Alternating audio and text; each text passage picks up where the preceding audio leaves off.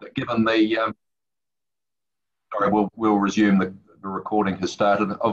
So we'll resume. I don't know what's happened with the technology. We've never had any issues, Mr. Barrett, but it's a little bit ironic that it's happened with you, given the reservations that you previously expressed about Zoom hearings. But be that as it may, sounds like we're good to go now. So we look forward to hearing from you both in relation to the rural zone hearing and also for Messrs Hodgson and Coppins re the country living hearing. So we're in your hands. Take it away. Okay, you can hear and see us? Hear you perfectly, see you perfectly. And the technology was at our end, the difficulty, so not your end, so we've managed to fix that. So yeah, and you're coming in loud and clear, and we can see you really clearly as well, so that's a relief. So just introductions. On my left is David McCracken, and on my right is Bill Hodgson, who is the submitter for the country living. But I will run through the Rural Zone 1 first, if you please, since that might be a bit shorter in time frame than just the country. That's fine, and welcome, gentlemen.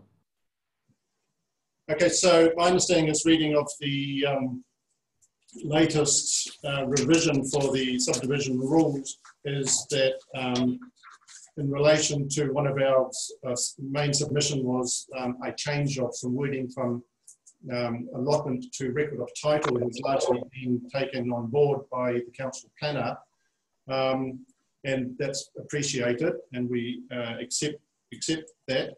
There was one matter though that we have been in discussions yesterday with council solicitor Mr. Peter Duncan in regards to his desire to keep the word allotment in subdivision general rule 22.4.1.2a Roman numeral 2, where this would be an inconsistency, in my view, with the change from the boundary allocation rule and the hamlet rule. And we don't see any necessarily reason why this rule could not be changed to delete allotment and retain record of title. So in one sense, it's well, it was changed by the council because they agreed with our submission that it did cause some quite significant subdivision issues. But on legal advice, they're retaining allotments on the general subdivision rule, which we're not necessarily in favour of. Now, my understanding of talking with Mr. Duncan was that the main concern that he had with the subdivision rule was that he had some experience years ago as a lawyer when a developer tried to use a whole bunch of records of titles which were created by Section 14 of the Land Transfer Act, so not under the Resource Management Act. And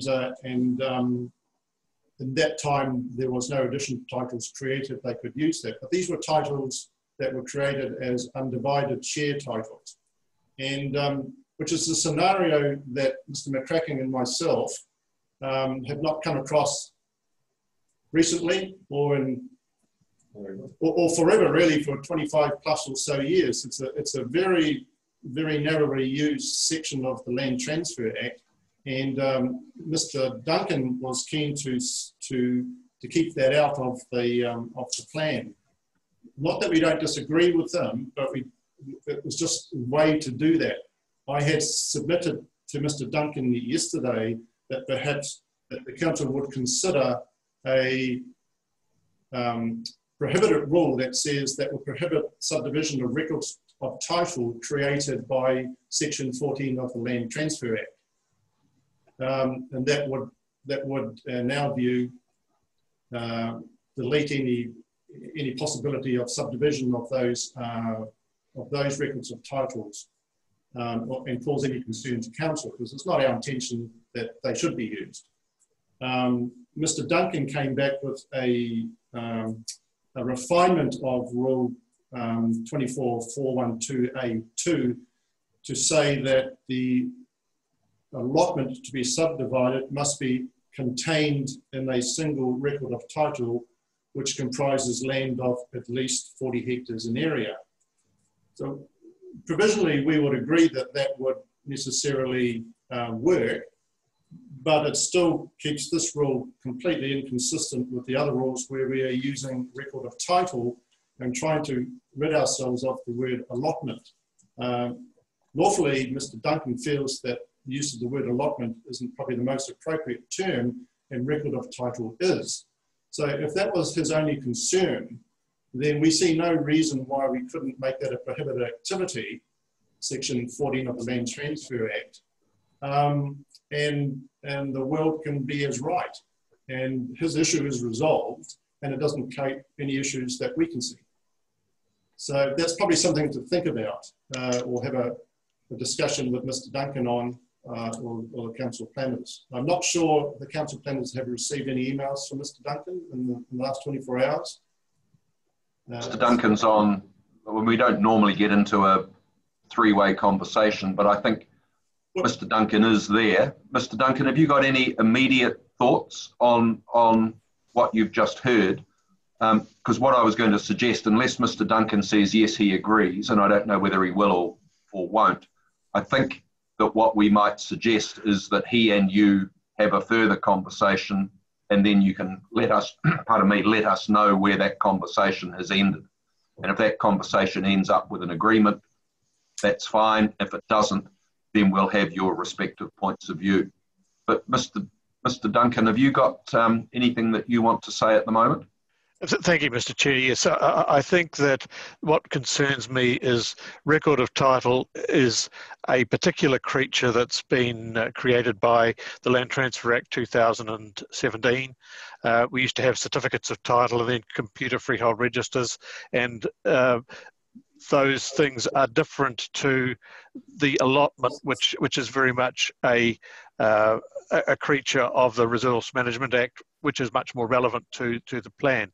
So I think the points that Mr. Barrett has made in his submission have been really well taken, but I think we need to be very careful about this to make sure we don't throw the baby out with the bathwater. So I'm more than happy, subject to council instruction, to continue to engage with Mr. Barrett and hopefully provide either a consensus or alternatively a concise view for the commissioners as to where the council's view is on this. I think that would be helpful. I mean, we're very clear what Mr. Barrett is seeking and why. We've seen Ms. Overwater's reference to conversations with you, but we haven't heard from you personally.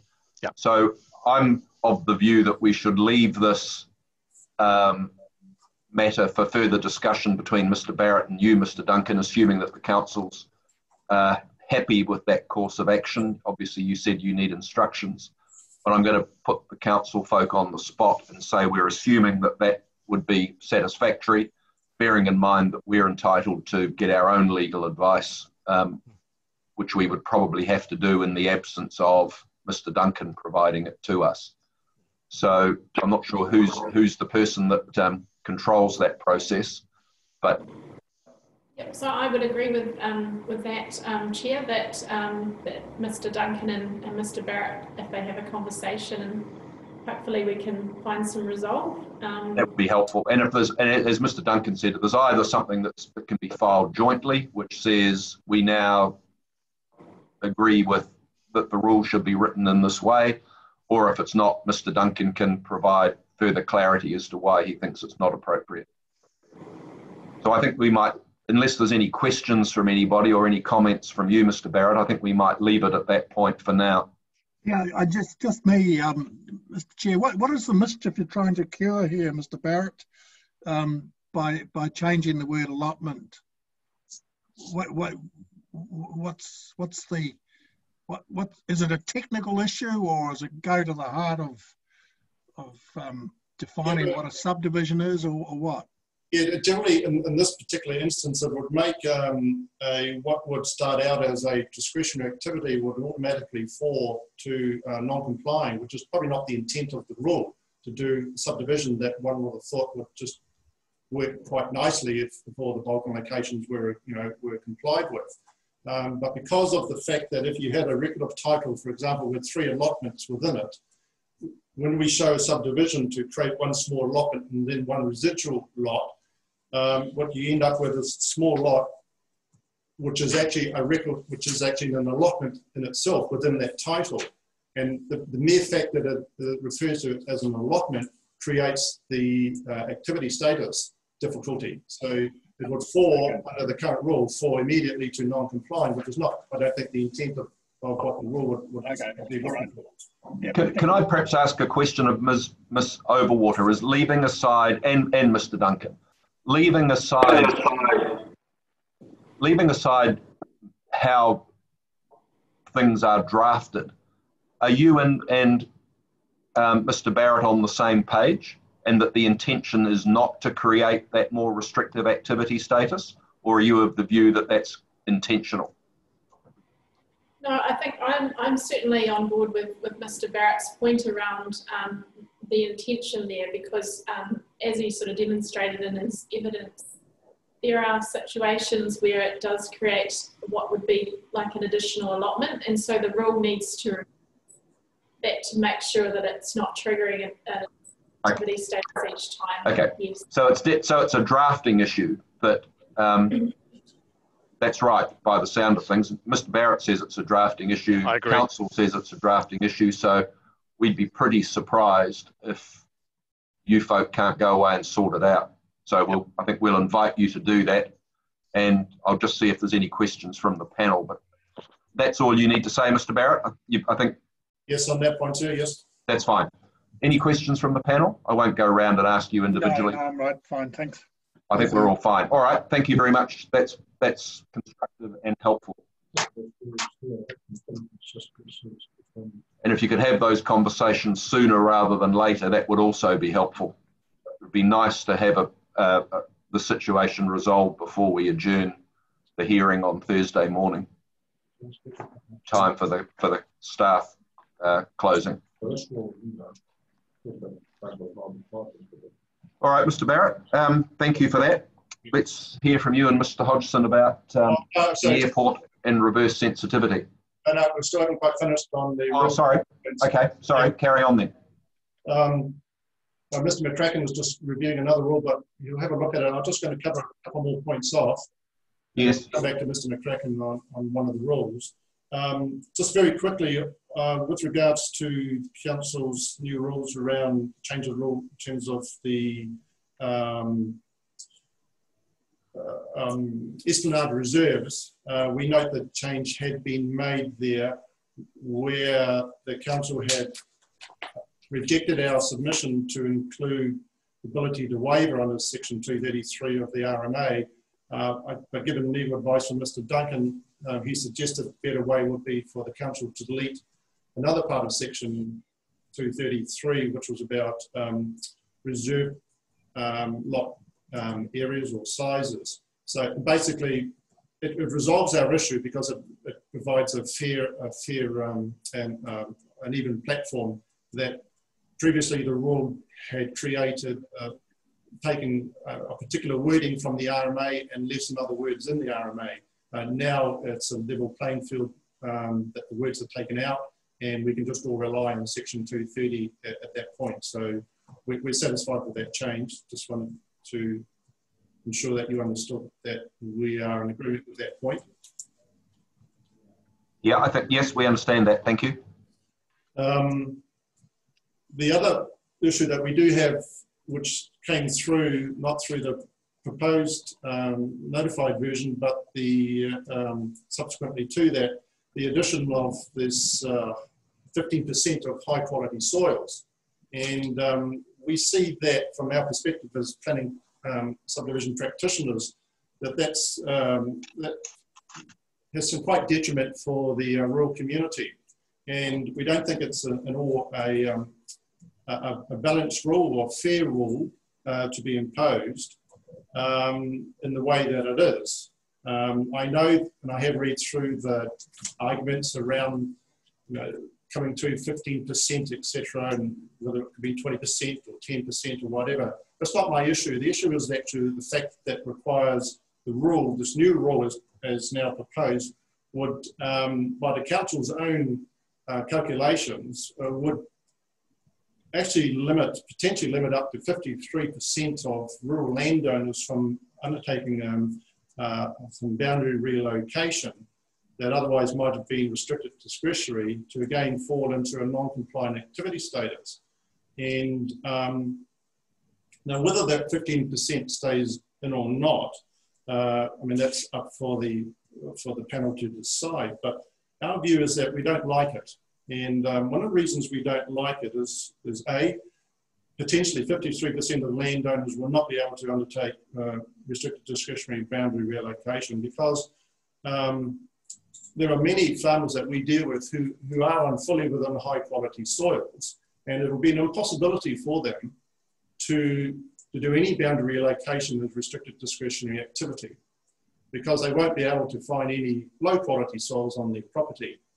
Now, this morning I had listened to Ms.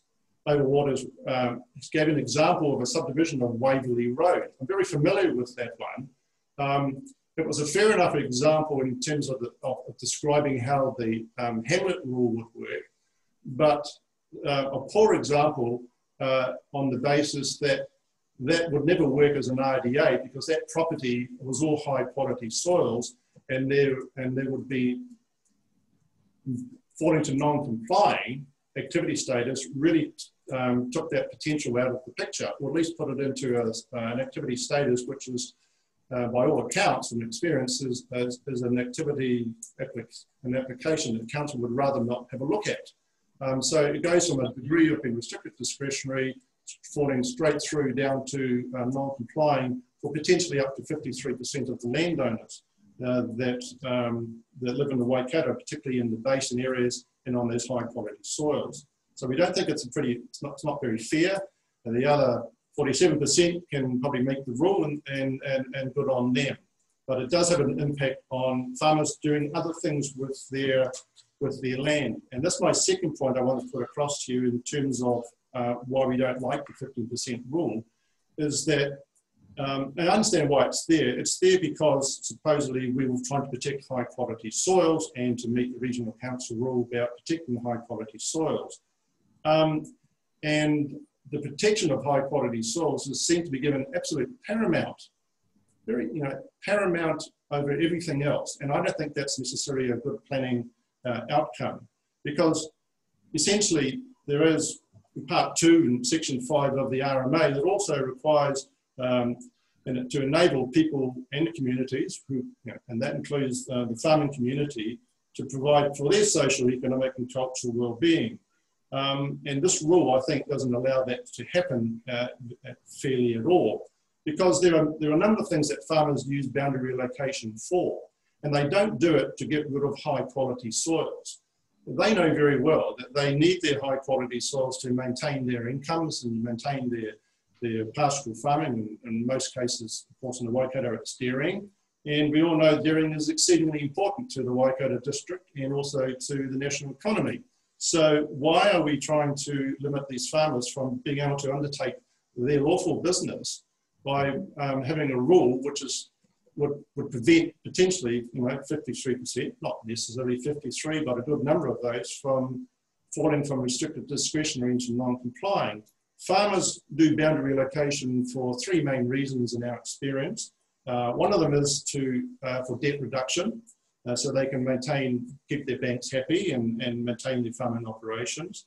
2, they like to rationalise the dwellings on their farm. We have clients, and I guess all the other consultants in town will also know that a number of dairy farmers historically would have a number of buildings on their farms which they do not need. Dwellings to be more exact. And they don't need those dwellings anymore because of mechanisation and their own farming practices, that they want to rationalise those dwellings and use their numbers of titles that they have and put that around a dwelling that they no longer require. So that helps them to maintain their business. And the other reason they use boundary relocation as well as subdivision is for farm succession planning as well, enabling one of their children or some of their children to be able to slowly over time take over the farm and purchase the farm off the parents. So boundary relocation is a very, very important tool in that respect. And I think putting 15% requiring 15% for those farmers who have got no low quality soils is rather unfair, and doesn't seem to me to be a fair outcome in terms of Part 2, Section 5 for those farmers. So that's our thoughts on that. We also understand that the other point that I would like to make is that we're a little bit concerned about the fact that boundary relocation, whether it's the single boundary relocation or the hamlet, is that a lot of farmers do like, as I said, like to put a house allotment around an existing dwelling. And for some reason, I read in the planning report that somehow there's some sort of perverse outcome of that. I'm not quite sure I've got my head around that from Mr. Hill, who wrote this, but we don't see any issue for high quality soils for a farmer to put an allotment around a dwelling, which may not be, for example, 8,000 square metres. So I guess I'm also bringing into this argument the minimum lot size, 8,000 square metres up to 1.6 hectares. I know it's been a rule in the plan for a long time, but and I'm not necessarily saying that it should be changed, although perhaps there is, some argument for that. But we would think that the plan would also like to make a differentiation in terms of minimum allotment size for around a dwelling that already exists in the environment, which may or may not have modified soils or a small amount of high quality soils. And we're just wondering whether the council planners would like to have some thoughts around allowing that as a restricted discretionary activity or a criteria perhaps that would allow that to happen, meaning that a house could be subdivided through boundary relocation. There's already existing environment, and they put a fence in the boundary around where the curtilage fence is, and nothing's changed in the local environment. But the benefit for council obviously is that there are a residual balanced allotment, which is one of the main aims of the boundary location rules, and that's happy to see that. So we would like council to think about that as well, because boundary relocation, in one sense, does help, if you like, defragmentation of an already fragmented rural environment. And we all know that most farmers have more than one, if not two, sometimes a large number of allotments, a large number of records of title, but they farm them as one. And the reason they have no houses on them is simply because dairying is still a viable activity. I'm going to cut you off at this point insofar as what we have asked you to do is to present a summary of your evidence, which we're starting to go over ground that we've traversed already during the course of your summary. You've made the point, I think we understand the point that you've made, or the points that you're making. We would ask the staff, now that they've heard this information in the flesh, to respond to that when they do their reply at the end of the hearing.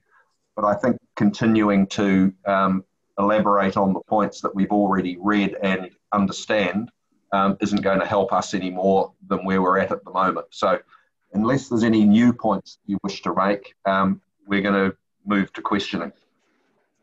Just one thing, Mr. McCracken just would like to make one comment on a rule, specific rule. Just on the rule 22.4.1.4 RDA1, it's on the boundary relocation. There's a rule that basically defines what a viable title is. And then under the rural hamlet subdivision rule, it's got different wording and they need to be made consistent. Yeah, you may or may not have been here this morning. I think we've picked up on a similar issue with that as well. So we're alive to that issue. Okay, thank you. All right, let's see if there's any questions. Mr. Marg? Oh, gosh. I can hear you. Yes. Sorry, kia ora. Just can you be clear again and clarify the relief you're seeking going back to the boundary relocation? Mr. Barrett? Well, the relief that we're seeking is the deletion of the 15% requirement of high quality soils. Right. Yeah, for all boundary relocation, including hamlet. Right, understood.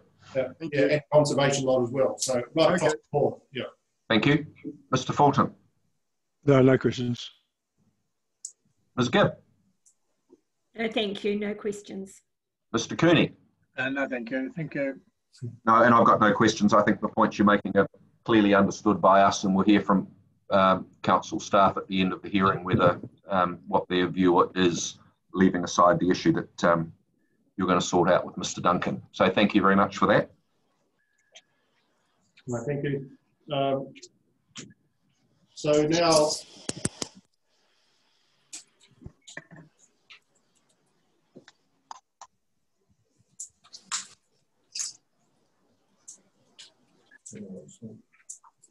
so now we move on to country living. Yep, bearing in mind that we have read your submission, and we're looking for you to give us a concise summary of where you disagree with what the council folk have said and why. And we are going to limit it to 10 minutes. Okay, so well, clearly we're not, our clients are not happy with the rule, and one of the main issues is the fact that we don't think that there is, putting aside that there is a status quo, we're not seeing in any of the evidence from council or from the Waikato Regional Airport that there are any very serious issues of reverse sensitivity that would warrant this rule to remain in the plan.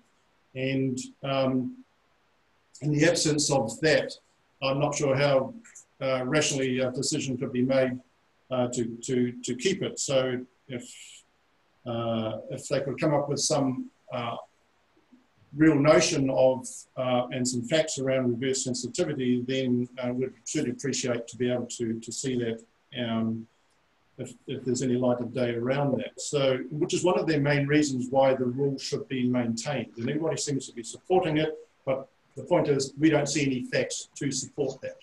And Mr. Hodgson knows very well from when this was happened 18 or so years ago, 20 years ago, the same issue was held then.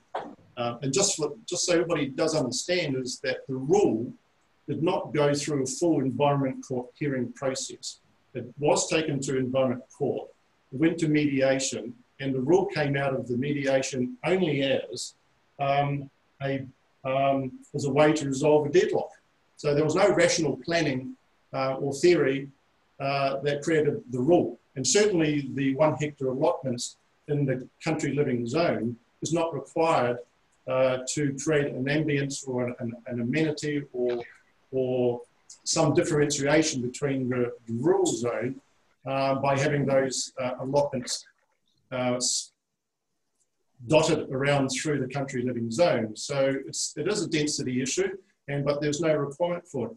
And I did make the other salient point is that, yes, no one in Tamahere seems to be too concerned about the airport, whether through its growth period, which it has done in the last 10 to 15 years, and that hasn't stopped. The airport has waxed and waned, and it's in a wane period at the moment, one could argue. But the point is that both grew together, and without any backlash from the community in terms of reverse sensitivity or any evidence whatsoever has been presented that the regional airport couldn't continue to function as a significant regional airport. And that's not debated by at all. It's just simply to say that the facts bear out quite clearly that says we should be able to continue to do subdivision within the country living zone subject to those rules within the airport noise. Because the only rules that affect health, if you like, or amenity is aircraft noise, which is largely diminished these days and may not have a great future for jets, but who knows. But that doesn't matter. The fact is that the noise rules are related not to the airport noise zone or the subdivision zone, but related to the construction of dwellings. And I know that you sought as a panel some clarification from the planner on that, which you did receive. And the other thing about it, we'll make the point, is that the council did some statistics and came up with the idea, or the statistic, that potentially 80 plus allotments could be further created if the rule was deleted. We have done some further research around all those allotments, and in actual fact, when you apply the bulk and location rules through, as we always do when you apply for subdivision, potentially only around about 30 to 31 new lots could reasonably be, would have some success to be created. So it's not the anathema that the airport or the council seems to think it might be if the rule was taken away. So in that respect, we do not see that there is any reason why the rule cannot be taken away in the absence of no reverse sensitivity facts have ever been reported, and that the additional number of allotments created would be far less than what council had anticipated would happen. So that really is the essence of, there's a whole bunch of other matters I could raise, but that is the simple essence of our argument. And we understand that, and it's clearly set out in your summary, in your statement. You've said that Mr. Hodgson wanted to talk about the history of the rule. We're not that bothered about the details of who said what, when, where. We've taken on board the point that you've made about what the Environment Court mediation ended up in. But is there anything that you wish to say, Mr. Hodgson?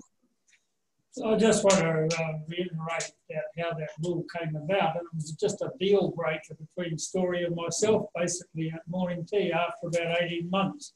And so there's no science behind that rule whatsoever. It just happened, and it's still there. So it can be challenged quite successfully as to what it really means or meant. Okay, no, that's understood. Let's see if there's any questions of you or Mr. Barrett. Mr. Cooney? Yeah, Mr. Barrett, normally a mediation, once you've reached a settlement, it's then endorsed by it's endorsed by the Environment Court. So I'm not sure what the process was in this case, but that's the normal story. So the court, in those circumstances, does have input into whether it should approve the settlement. I don't know the answer to that question right off the bat, Mr. Cooney, but the result of the fact that the rule, as was negotiated at the time, appeared and was endorsed by the Environment Court, did solidify the fact that we have a rule and a plan that, for the reasons why it occurred, did not have any rational planning theory behind it. Now, I don't know if that was discussed by the Environment Court, and even if it was, we still have the rule that appears to. My main point about this was only simply that let's not take for granted that the fact that because this went through an Environment Court process, as the planner's report seemed to think it did, had any rational planning behind it. And I don't think that's, that for Mr. Hodgson, who was there at the time and was party to those negotiations, sits in front of you today confirming that to you. So we shouldn't just be relying on it. Yeah, no, I take the point. What you're saying is that even if the Environment Court endorsed it, it didn't receive the close scrutiny if it was contested and went through the Environment Court. Yes, exactly, sir, yes. Thank you. Thanks, Mr. Cooney. Ms. Gibb? No, nothing from me, thank you. Mr. Marg? Nothing from me, thank you. Mr. Fulton? No, I have no questions. Thank you. No, and I have no questions either. I think we understand the points that are being made and we'll consider those in our deliberations. So thank you, gentlemen, for your appearances today. And we'll now move on and hear from Ms. Galt from Hamilton City Council, please.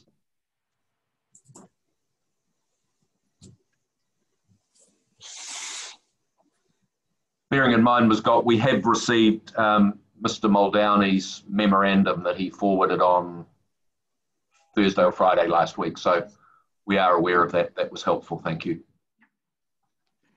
Excuse me. I will attempt to share my screen and I will get started. Try now, Laura. Should be working. Okay.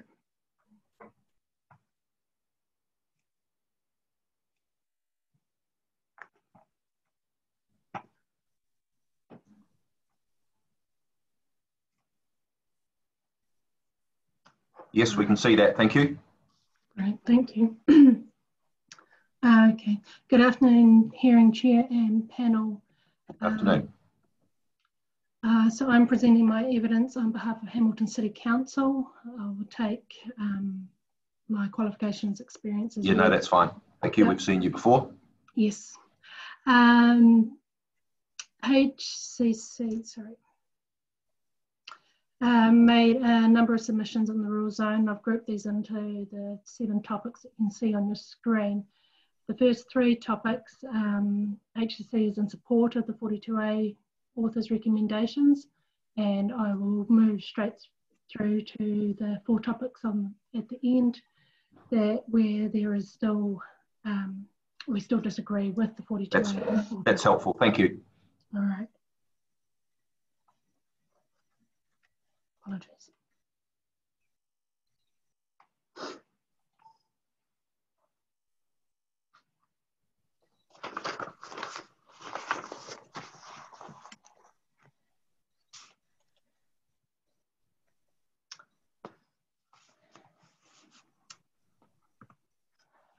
So the first area of contention, I guess, is the issue of non-rural activities. So HCCs generally supports the amendments to the rural zone, which identify the rural environment does not include the rural environment includes other activities other than pure farming. However, HCC opposes the amendments to the Objective 5.1.1 to include other activities, in particular community activities in the UEA. I note in response to HCC's evidence, Mr. Cleese amended activities to facilities. However, while this recommendation removes the later implication where Policy 5.3.4 unpacks community activities, HCC still opposes the inclusion of community activities or facilities and the further amendments put forward by Mr. Cleese in his rebuttal. The concern here is because this opens the door to non-rural activities, particularly in the UEA. Moving on, HCC sought the amendment to the new policy 5.3.4, which was previously 5.3.9, to delete the community activities, which listed out childcare, education, spiritual, which basically unpacks or provides a quasi-definition of community activities and replace it with community facilities and education. This would provide a consistent approach in terms of the definitions of the district plan, which are already in existence and have been amended to align with the national planning standards which has come about.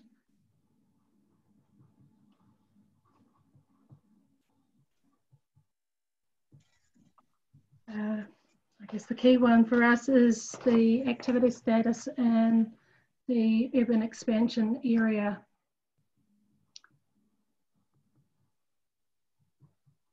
I agree with the Section 42A authors that the policy 5.5.2 should use the word avoid instead of manage. However, where we disagree is with the activity status that is then afforded to the activities in the UEA.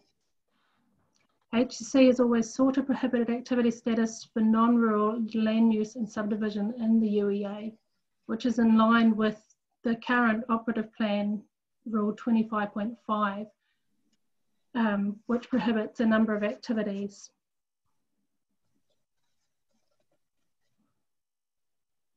key for us is that the prohibited activity status is a critical statutory means for achieving the outcome of the strategic agreement that was signed in 2005.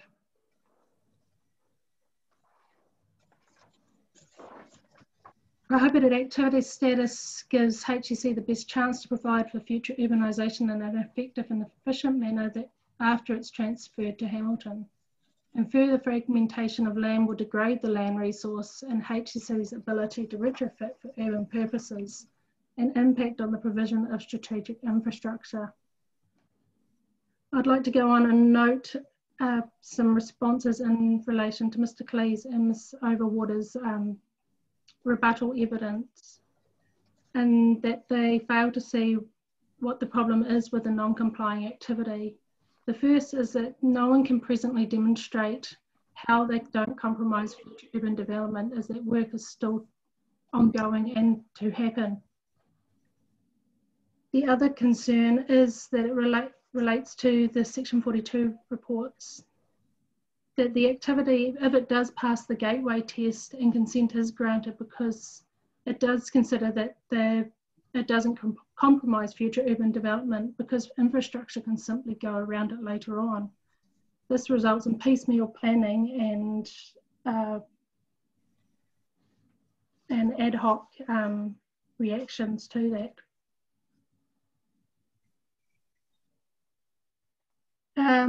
In Mr. Cleese's evidence, he raises the fact that the Waikato 2020 strategy doesn't seek the same prohibited activity status, and that's required in the UEA, and the UEA is out of step with other growth areas.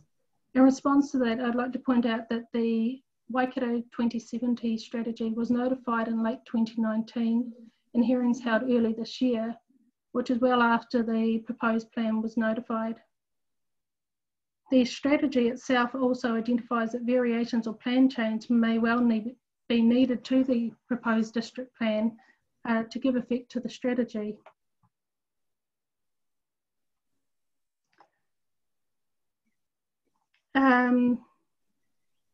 There's a key difference as well, that the land identified in the Waikato strategy applies to land that will be retained and managed by Waikato District in the long term. Whereas the land in the UEA is in a unique situation that is prefaced on the strategic agreement that was signed in 2005, and it will ultimately be HEC's responsibility to manage and develop and to organise the development of that area. I think we understand the point that you're making on that. Okay. Ms. Galt, thank you. All right.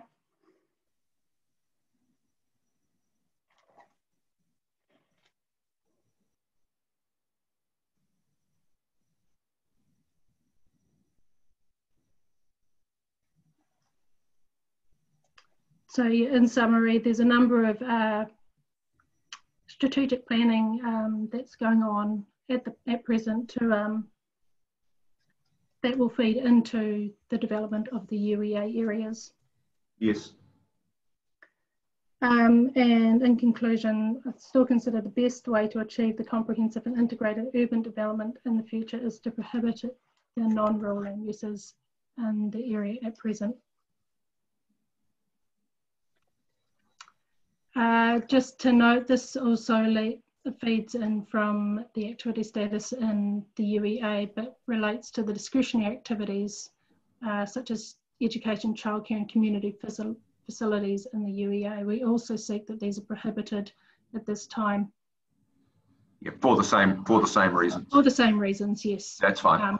Exactly. I don't think you need to explain it again. We understand the point that's made, and we've read your evidence carefully. So the argument, isn't it? Yep, no problems.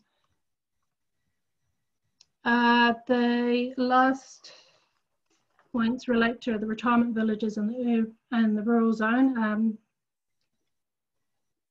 So HEC opposed allowing new retirement villages in the rural zone, again for the same. Yes, understand.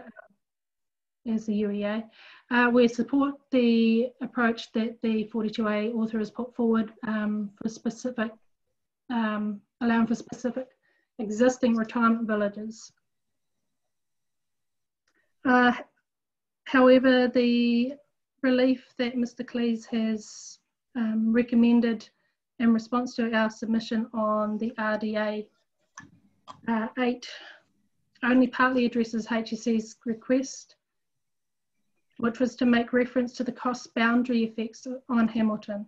As proposed, it could be misinterpreted as the words that follow in Roman numeral 3 references existing towns and villages, which is clearly not Hamilton. My second is more of a question to Mr. Cleese, in that the second point, seeking clarifications. In his rebuttal, he amends point Roman numeral 4 to add capacity, I believe. However, in the appendix 2, he's amended point 3. So our preference would be that both of those were included, but I guess it's just a clarity and whether that was a drafting issue.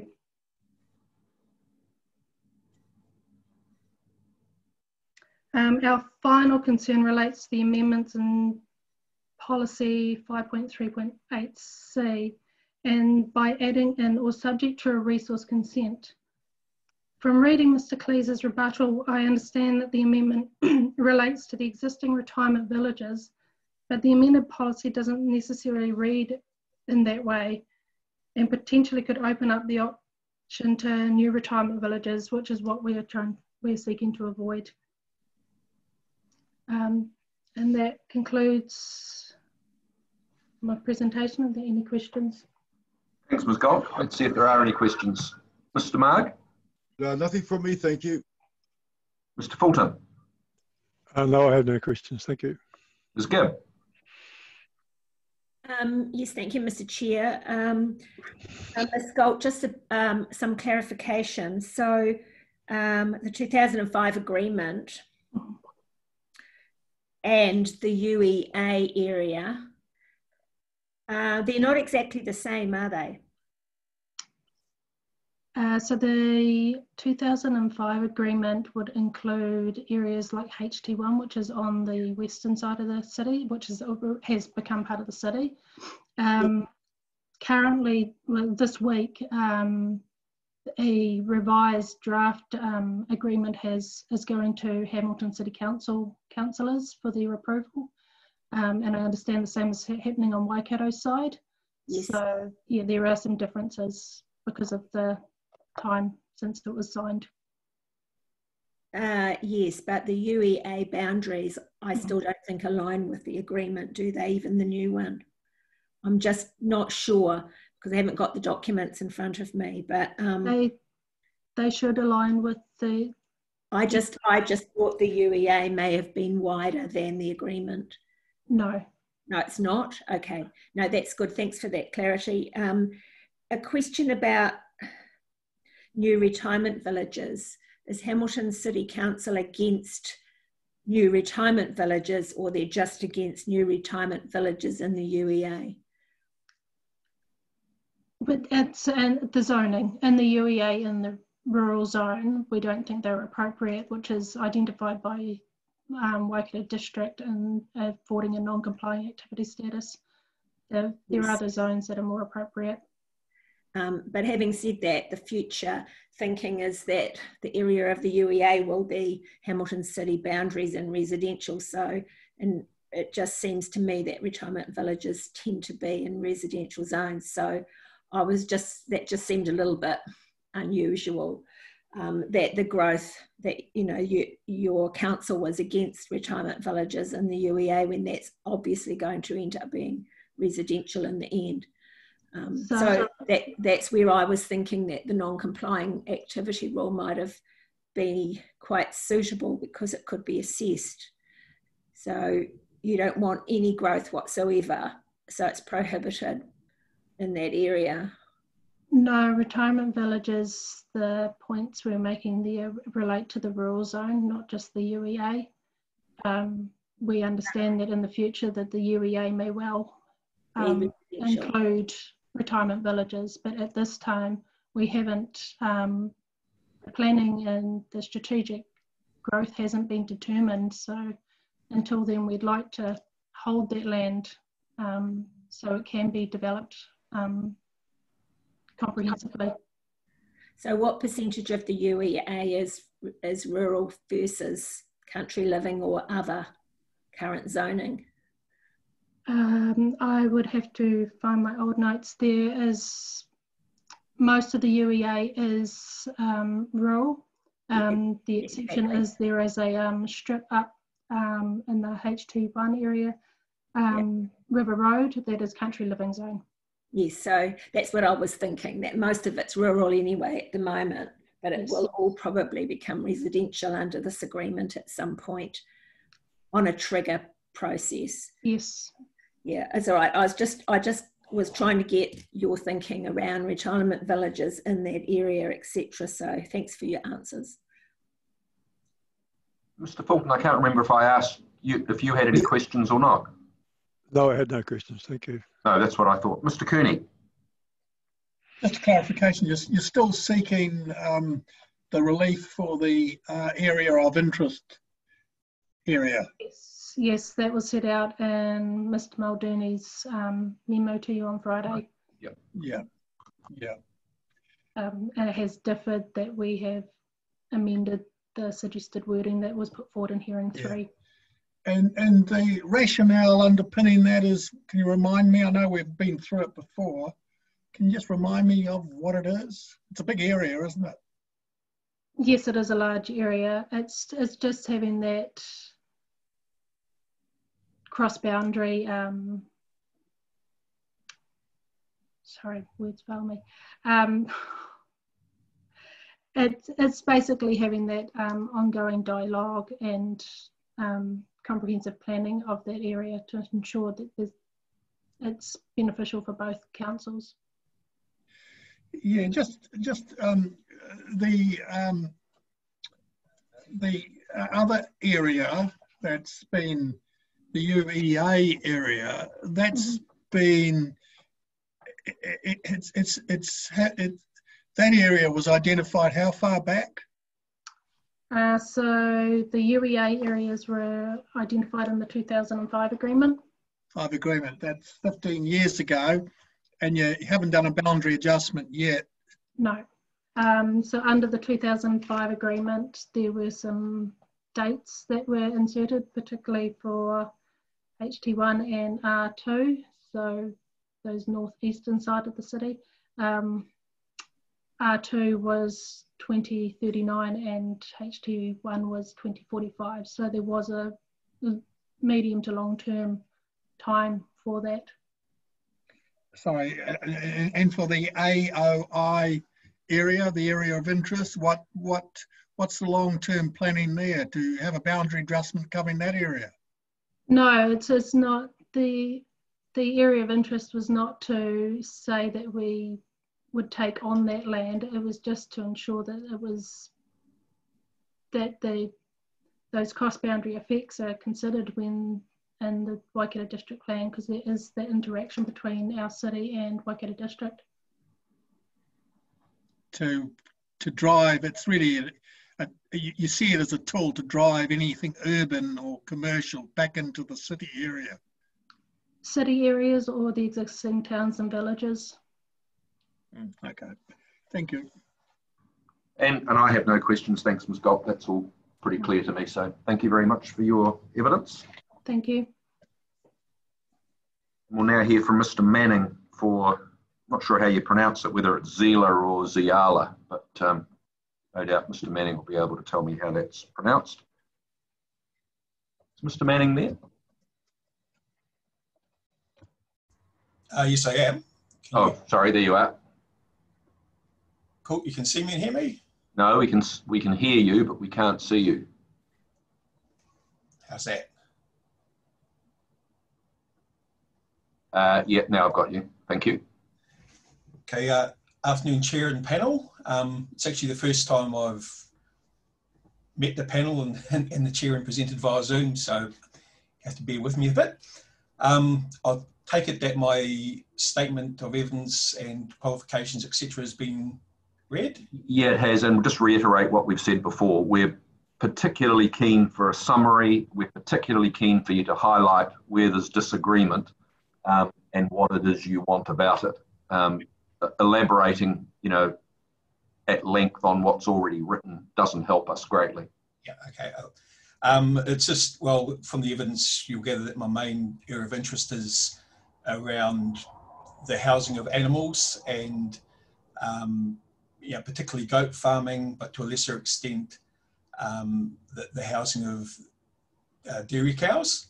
A lot of experience in the house dairy goat industry, and I think diversification of the farming going forward with the environmental, economic and political climate is really increasingly important, and that the planning documents need to be responsive to the changes. So I don't know if you are aware of how the house dairy goat operations work. It's on a cut and carry basis, and like hand on heart, I see that moving forward, there'll be increasingly important cut and carry operations because it's just so much more efficient way of feeding out stock, and you can actually quantify environmental outcomes very, very easily. You can obviously measure what they're eating, and you can actually measure what comes out the back end, as well as how you manage that material. Yeah, so like I've been involved in one very large house goat operation, South Auckland, on it's overall occupies about 240 hectares of farming land. The other smaller operation is on 40 hectares, and that's actually in quite a rural residential environment in the Cracker North Road. And yeah, they both had their initial challenges. But again, hand on heart, I think in terms of the effect on neighbours, the house dairy goat operations are actually better than the free range type of operations, because any effects are controlled within the building. The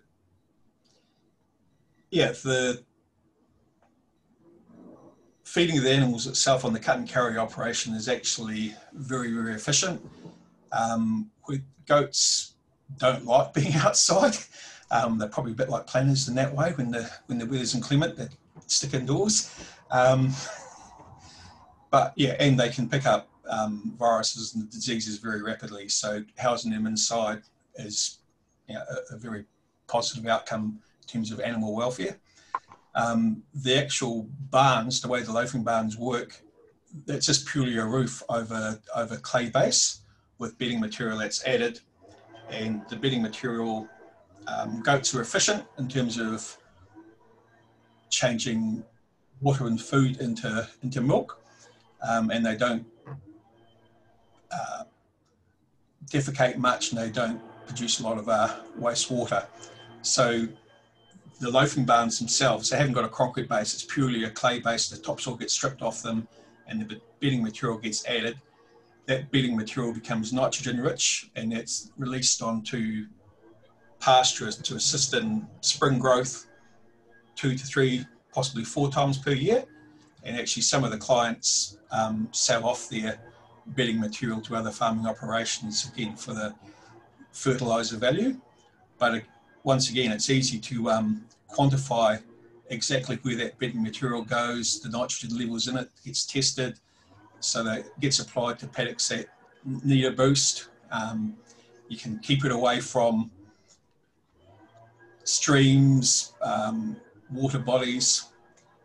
A big factor, in one of the things that I support in the 42 report, is the reference in discretionary assessment to a farm environmental plan.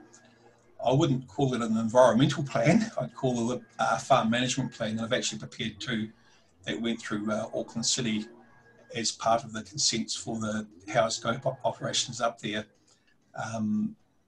it was more than just environmental management. It included animal welfare, etc., which again in this changing climate is likely to become part of a planner's responsibilities. I think we're keen to hear from you, Mr. Manning, in terms of the relief that you're seeking. Yeah. So I think you've explained the background to it pretty well. Yeah. So in terms of the cut and carry operations where animals are housed, but where the primary source of food comes from grown on site, I don't believe that is intensive farming. I just believe that is general farming. And purely housing animals, to me, doesn't trigger the intensive farming rule as suggested in the 42 report. And that's it. Your relief set out in paragraph 412 of your statement in terms of the version that you prefer. Is that right? Yes, that's correct. Okay. And then moving along to there's a definition of animal feedlot. I actually think that's counterproductive, because these kind of buildings housing animals or feed pads, or there's a whole variety of different terminology that people use for these kind of things, and defining one thing, to be honest, isn't helpful. You're better off just not defining it, having a rule around maybe buildings housing animals. I see intensive farming as, I'll probably get shot by the chicken industry, but the chickens and pigs where feed is brought into the site from offsite, not grown on site. The horticultural industry is a different class again. With greenhouses, etc. I see that as a separate animal. So you've got your intensive farming where feed is required to be brought into site. It could be a warehouse and anywhere where the animals are fed from introduced material. You've got housed farming operations where stock are fed from the produce grown on site, and then you've got your horticultural greenhouses, etc. I profess to know very little about the ins and outs of chicken farming, pig farming, or the greenhouse industry, but I do know quite a lot about the goats and also the housing of dairy stock. Understood. Yeah. So, heading down to, oh, you disappeared. Are you still there? Yeah. Here we are. Oh, yeah, sorry, you disappeared from my screen. In terms of the intensive farming provisions in the rules, they're straight away in intensive farming is proposed to be RDA, and the qualifications, one of the qualifications for it being an RDA, which I disagree with, whether or not the housed goats or the housed dairy are intensive farming or not, this is purely on what ends up being intensive farming.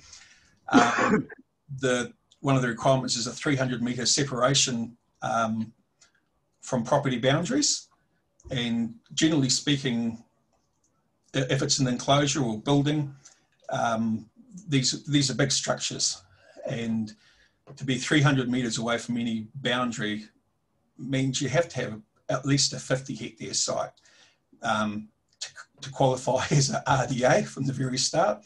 And I really struggle to see how a building 300 metres away from any property boundary can have any noise, any odour effects at all. Sure, it's a big building in the rural environment, so there will be visual amenity type issues, but they're easily remedied. The goat farms in Auckland that I was involved with, one's about 80 metres away from the site boundary at its closest point. We had odour assessments and noise assessments done. The noise levels at 80 metres from within the building at 80 metre distance were deemed to be about 44 dBA, which is less than general farming noise. The odour was not an issue either. The biggest thing with all these types of operations is actually how they're managed, not nothing to do with the building, but basically how the bedding material is emptied out, how the washdown material is treated. Yeah, and you're saying that 300 metres should be 100 metres, except where it's close to where houses are, in which case it should be 200 for the reasons that you've said. Yeah, basically. Yep. And that's as a permitted activity rather than as a RDA. Yeah, understand. That's understood. All right, I think we've understood what you've said. I think that's the end of your evidence, isn't it? So we might move to questions. Start with you, Mr. Cooney. Yeah, are you saying the distinction between intensive farming and your description is that it enables feed to be grown on site? Is that the distinction? So the cut and carry operations, the farms produce their own fodder on site, and it gets big tractors cut the grass, feed it out through the barns to the animals on site. So there will be a large barn, and so to me that's not intensive farming because the life supporting capacity of the stock is still growing on site. Any farm feeds out. These ones just happen to be feed out within a building. But in terms of effects, like odour and that, there's no distinction, is there? Simply because of that feed growing on or feed brought in?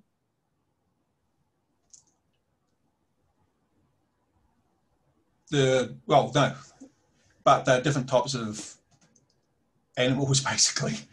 Are you saying that, if I understand what you're saying correctly, tell me if I've got this wrong. You're saying whether the animal is in a house, in a building or not, this on a site of X many hectares, it's still producing the same number of animals, creating the same amount of nutrients, the same amount of noise, and the same amount of everything else. Whereas something that is importing feed increases the carrying capacity of the land in question, and that's what's causing the effects, other than there being a building. Is that what you're saying? Not quite, because the stocking rates are higher if you're housing the animals, because they're not trampling their food into the ground. They're able to consume all of their food, so the stocking rates are higher, and so it's a far more efficient way of farming. But in saying that, you can also regulate exactly where the effects are, like the emptying out of the bedding material, where that's going. So instead of defecating anywhere around the paddock at any particular rate, you're applying it on a particular day in accordance with the farm management plan on a particular field. Everyone knows where it is. The weather conditions will be clement. Yeah, I mean, again, hand on heart, the ones that I was involved with in Auckland, particularly in the rural residential area, I believe the neighbours are better off with the animals housed at 80 odd metres distance from the boundary than if they were free range walking around the farm. Okay, no, thank you. Sorry, Mr. Kenny, I interrupted. Thanks for that, and thanks, Mr. Mannion, for your evidence. I found it quite interesting to read the trends, the trends anyhow. Both my clients are quite happy for council staff or the hearings panel to actually visit their operations. The Oiti goat farm, he's actually won environmental awards. I mean, again, I'm sort of quite proud. The look of the farm completely changes. You've got rolling pasture, uninterrupted with fences, no hedges. That actually, to me, is quite a positive thing. If you're flying into Auckland, you often see the roof of the big buildings. You've got about 4 hectares of buildings, so it's quite a substantial roof. Yeah, thank you. Yeah, so the offer's there if the panel wanted to go and visit, they're welcome to. All right, we'll see how we go. Thank you for that. Thank you. Ms. Gibb?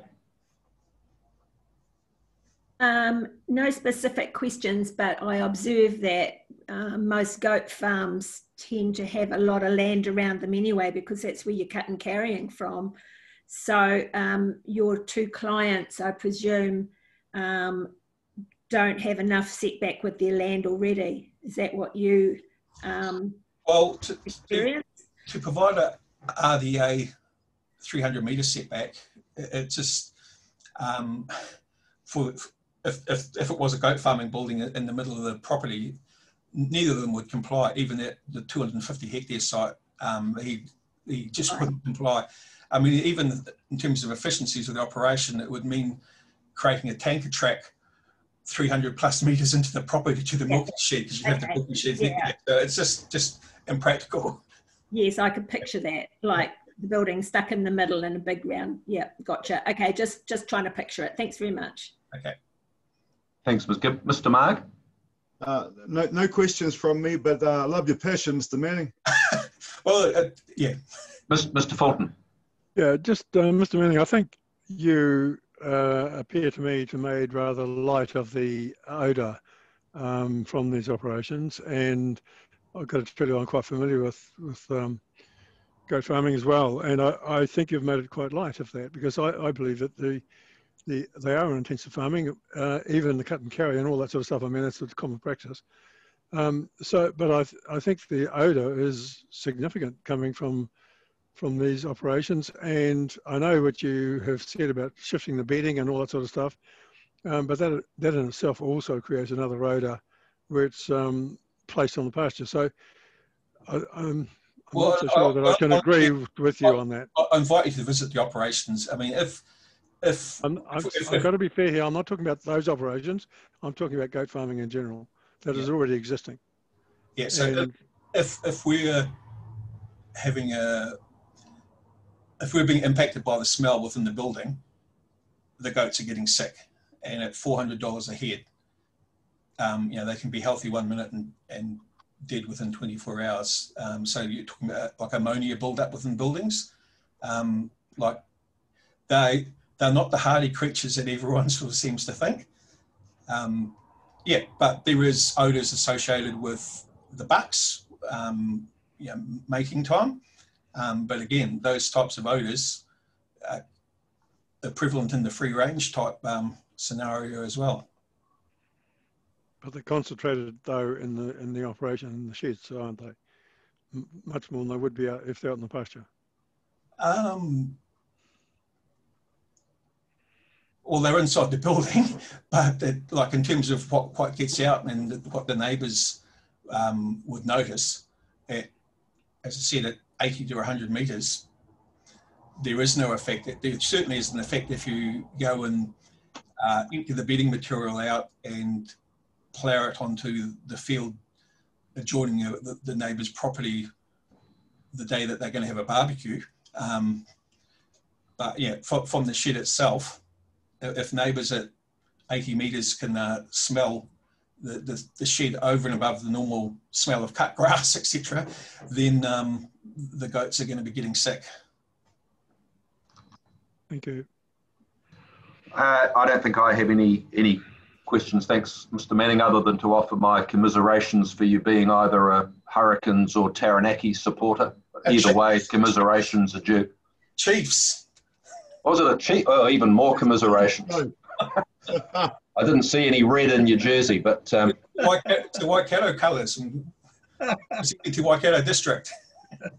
I can't. Oh, there you got a bit of red on your emblem that I couldn't see. I could only see the epaulets on your shoulder, so I thought you must have been masquerading as a Hurricane supporter. So I've probably offended you now. So yeah, I think we'll end things where they are.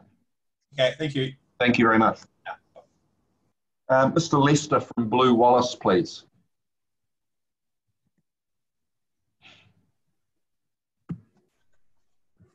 All right, can you hear me? Yes, we can. Thanks. Can't see you, but we can hear you. Sorry, just start my video. Okay. Good afternoon, everyone. My name's Tim Lester. I'm a planner from Blue Wallace Surveys based here in Hamilton. Blue Wallace provided a further submission in relation to the rural chapter, which essentially sought to retain the 20 hectare general subdivision standard for rural subdivision. The points I'd just like to raise through this evidence and summarising my submission was that the doubling of the general subdivision parent title area represents a significant deviation than that of the notified district plan. Two, that the effect of the changes are unexpected given the initial Section 32 report. And three, that such a change from the notified district plan should present an opportunity or an avenue for council to engage in further consultation regarding the increase in the parent title size. The basis for my evidence is that the 20 hectare area being retained is a balanced approach, and this approach was assessed as part of the 32A report. And I just want to pull out a quick quote from that report. On page 78, the council planner stated that there's 637 titles in the district between 20 hectares and 40 hectares. Of these, 212 were issued before the 1997 title date. And summarising that section, the planner states that overall, options that result in less yield are effective, but there's still a demand from the community for rural residential living in the rural zone, and this needs to be balanced with the potential impacts on land fragmentation. My evidence like to state that there is a need for the 20 hectares to be retained, and it was a point raised by some presenters a bit earlier on, particularly in regards to succession planning.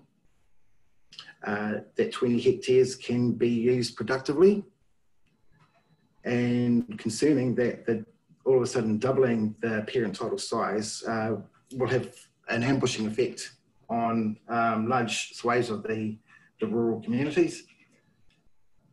And through this presentation, I'd just like to put the question to the panel. Has the community been adequately consulted about the change from the notified district plan general subdivision rules to what was essentially a 100% increase for the parent title or starting point? As I indicated, I work for a surveying firm here in Hamilton, Blue Wallace Surveyors. Myself personally, I've been here for 5 years, so I've seen a few people come through the door or make inquiries about what they can or can't do with their land. Reasons why people come in, as indicated, succession planning.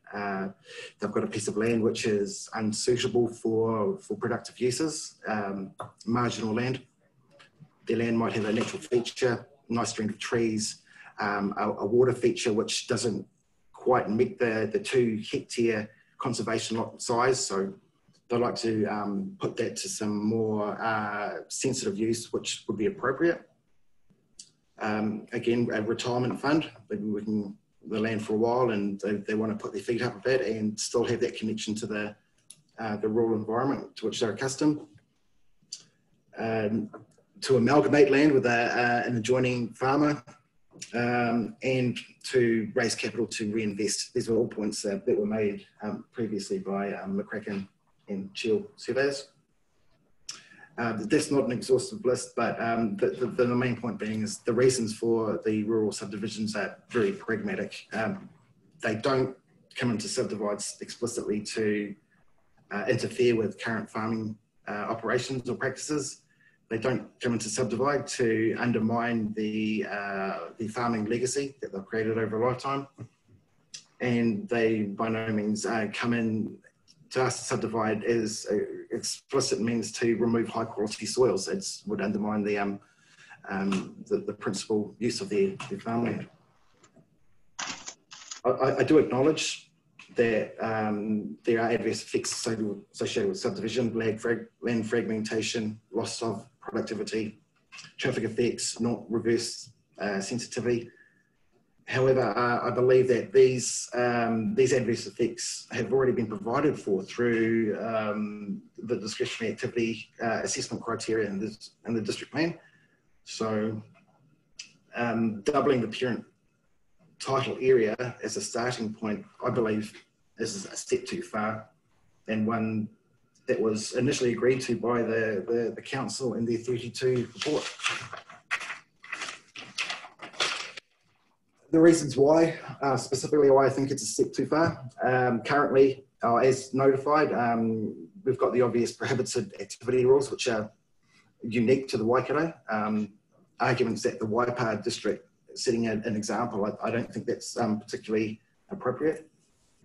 The no more than one lot being created from land containing high-class soils. There's another quite restrictive step that's already in place and not opposed.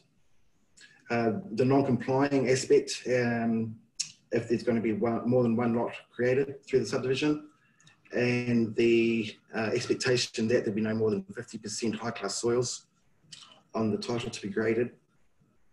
And the rural hamlet balance lot also requiring a 40-hectare balance area.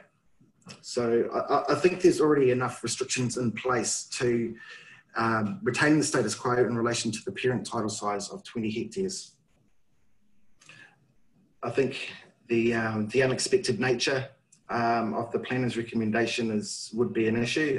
In my experience, when I prepare a resource consent application, if I was to make a sudden change in the application, council would expect me to go and notify affected parties. I think, you know, whilst it's a different piece of the RMA, I think in principle the rules should work both ways, and council should effectively go back to the community and give them a chance to take on board the fact that they want to double the parent subdivision size. It's a lot of people, when they first get notified of the proposed district plan, they'll look at it, they'll say, oh, okay, in this regard, they're keeping the 20 hectares. It's what it's been, this is what it's going to be retained. My interest is back onto farming. They don't maintain what happens downstream from the notified version. Not all the times, but it's to be reasonably expected.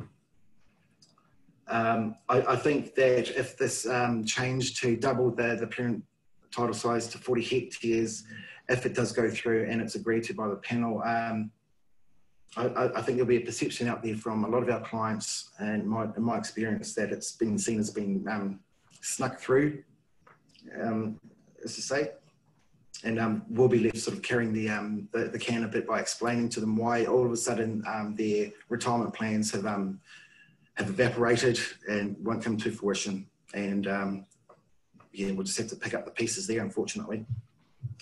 I'm going to draw the panel's attention to section 76 of the RMA in relation to developing new rules. If the panel is comfortable that regard has been given to the adverse effects of such a change, if not, then I think there's a question that could be put to council in providing an increase in the parent title size to a sort of variation type approach, but just to give the broader rural community a chance to digest, comment, and provide council with a more extensive list on reasons why it should be kept at 20 hectares. Yeah, I think you've made that point several times. I think we understand the point you're making. Excellent. Yep. And just a few comments on the section 42A report. I was a little confused when reading it, as it contradicts the 32 report, particularly the section 42A report states that there's 821 additional lots that could be created by retaining, if they were to retain the 20 hectare area requirement. Yet there's section 32 report stated that there would only be 212 titles available, additional titles available. So just in my mind, it wasn't 100% clear where they got this extra 609 lots from. Well, this perceived contradiction is the basis of my evidence, in that a balanced approach has not been undertaken in the 40 hectare parent title recommendation. Reading through the report, the decision from the council planner was influenced by submissions by the regional council and Hamilton City Council. My thoughts there are that the Waikato Regional Council's rationale behind increasing the parent title to 40 was that it would reduce the amount of fragmentation but my thoughts is that if it was to be retained, then there'll be no increase, no decrease. It would be exactly the same. The Hamilton City Council submission to increase the parent title, I thought was a bit excessive, considering the urban expansion area and the limits to their area of interest. They've got a designation process they can go through if they'd like to control infrastructure, protect infrastructure. I think the approach to increase the parent title is a bit extreme. So yeah, I've got two questions essentially for the panel and their deliberations on this particular aspect of the rural subdivision.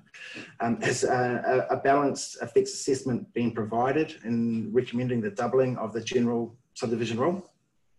First question. And the second one, has the community had adequate notification of the change?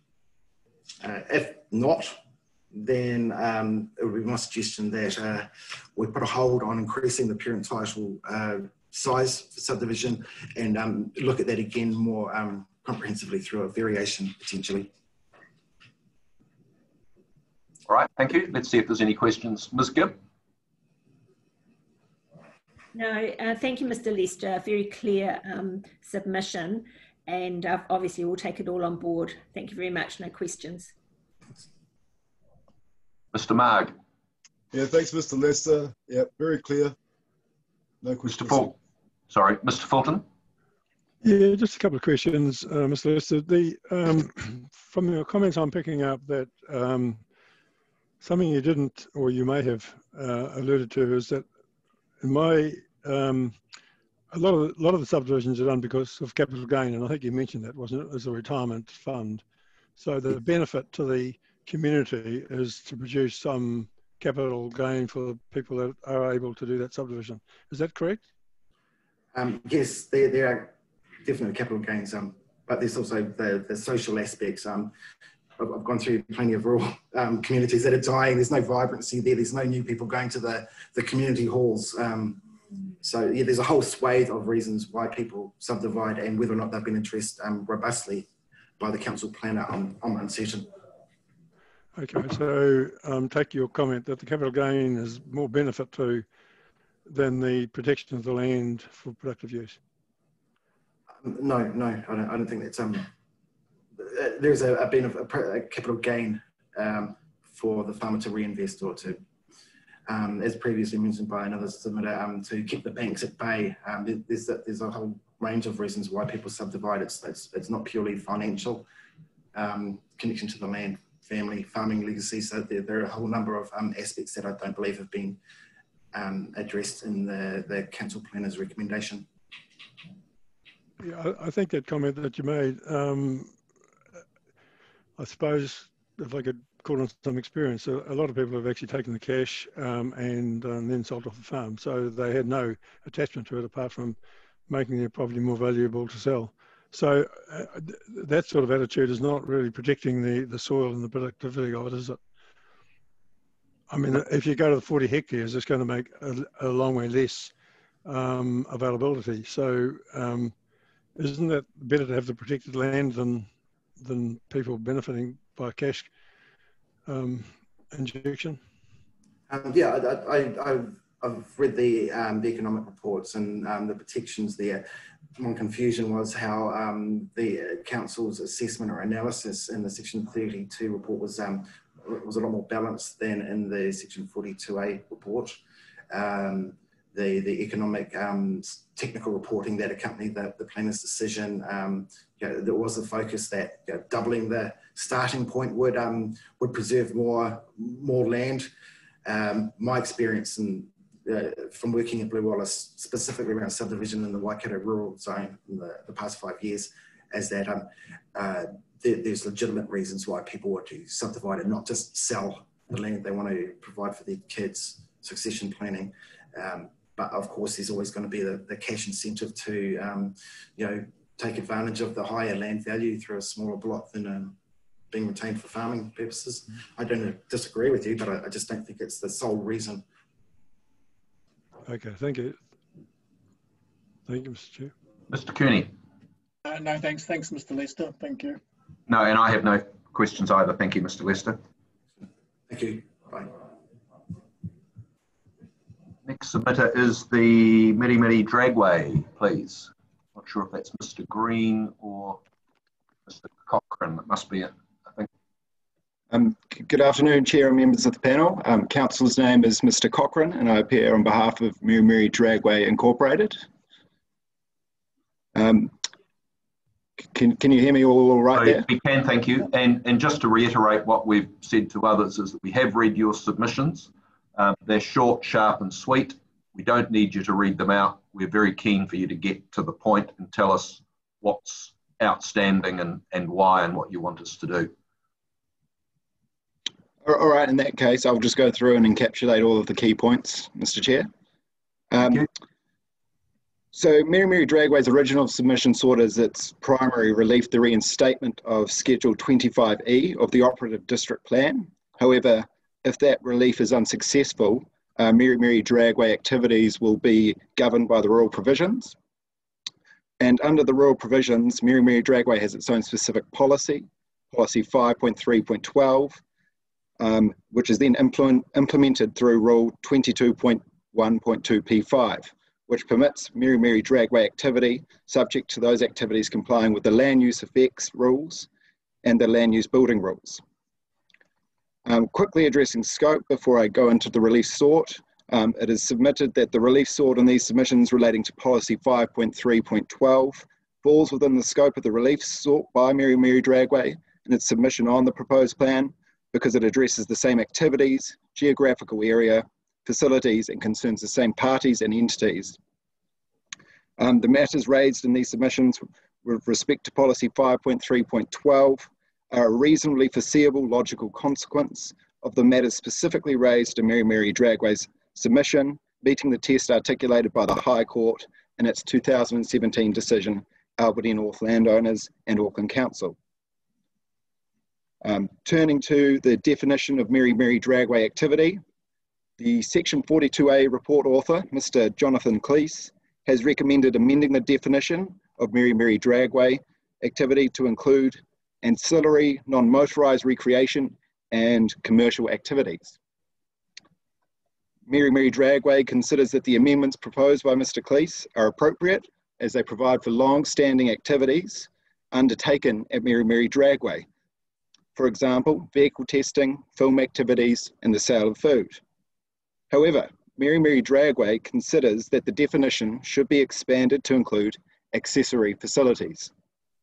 These would include facilities that are important to the function of the Miri Dragway, and it is submitted that it is appropriate to specifically include reference to accessory facilities in the definition for the following reasons. Accessory facilities enable the safe and efficient function of Miri Dragway. Second, to be consistent with the new definition of motorised sport and recreation that Mr. Cleese recommends inserting into Chapter 13.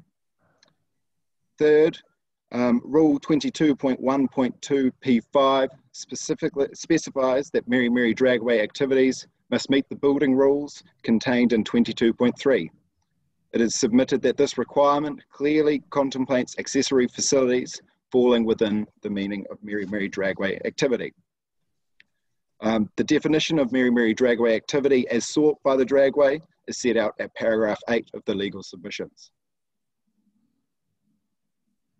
In regards to Policy 5.3.12, Miri Dragway notes that it has its own specific policy that seeks to support the ongoing operation and activities at Miri Dragway. Mr. Cleese identifies Miri Dragway as regionally significant industry in the context of the rural chapter, and Miri Dragway agrees with Mr. Cleese's assessment that it falls within the Waikato Regional Policy Statement definition of regionally significant industry. As stated in our legal submissions, in our submission on the district plan, Miri Dragway considers that the rural provisions do not adequately provide for its social and economic contributions to the district. And we've listed at paragraph 8 of our legal submissions examples of those contributions.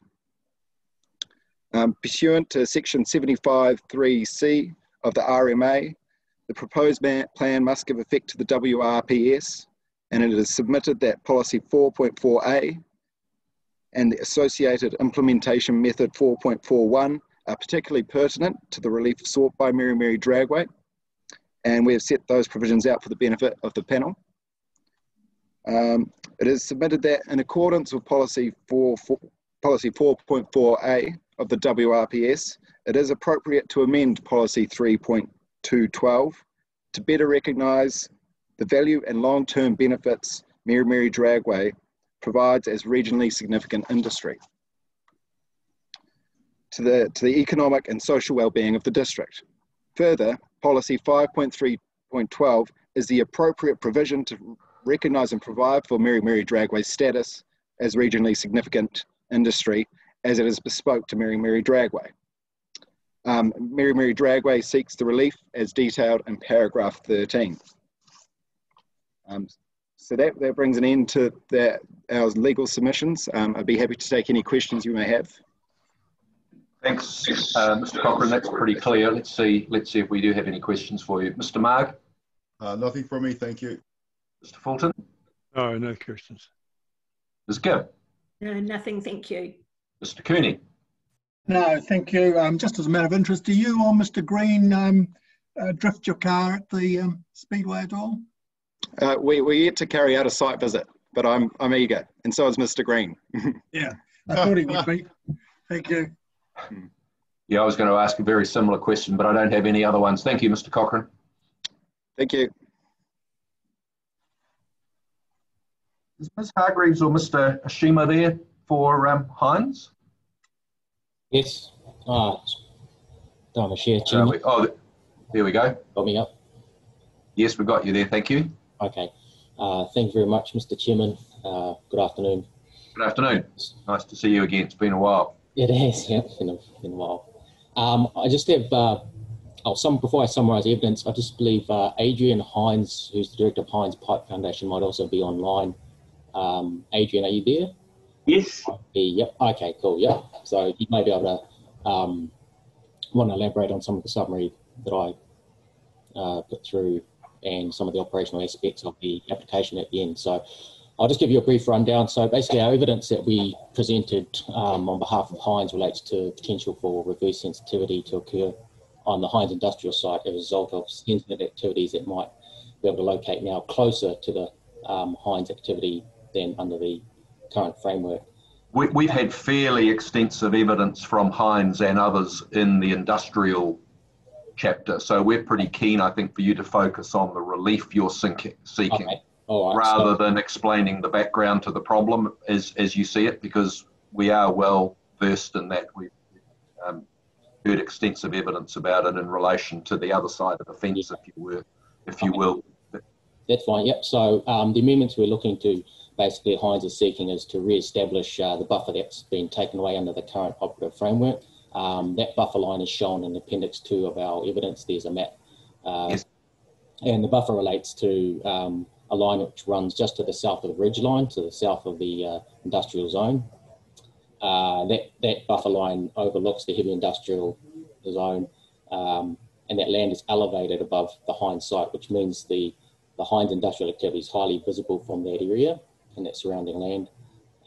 Basically, essentially, the buffer is seeking to avoid visibility of the Hines site and any perceived effects that may occur from the operation, including its aggregate extraction silos, manufacturing processes which generate dust, lighting, and heavy traffic effects.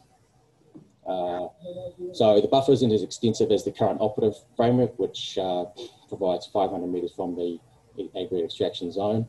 But in our view, it kind of represents the best and most appropriate option to meet the Council's strategic policy, which we've referred to in our evidence about avoiding reverse sensitivity effects on industrial activity through the separation of sensitive land uses. That's really and then the buffer obviously implemented in the, through the provisions in the plan relating to land use and subdivision rules, whereby anyone wanting to locate within the buffer would require resource consent for sensitive land use. That's it. Adrian, do you have anything to add to that in terms of? I think to an extent it is a reverse of the industrial hearing issue, but in this case, we came here because we had it zoned as heavy industrial. Our primary business on the site is Heinz Pipe Systems. We still have further businesses we plan to bring here, our industrial businesses, which will be to the south and to the west of the Heinz site on land that we own. But when we came here, we had the quarry that was to the south and to the west of us, above and beyond. And so we had that protection.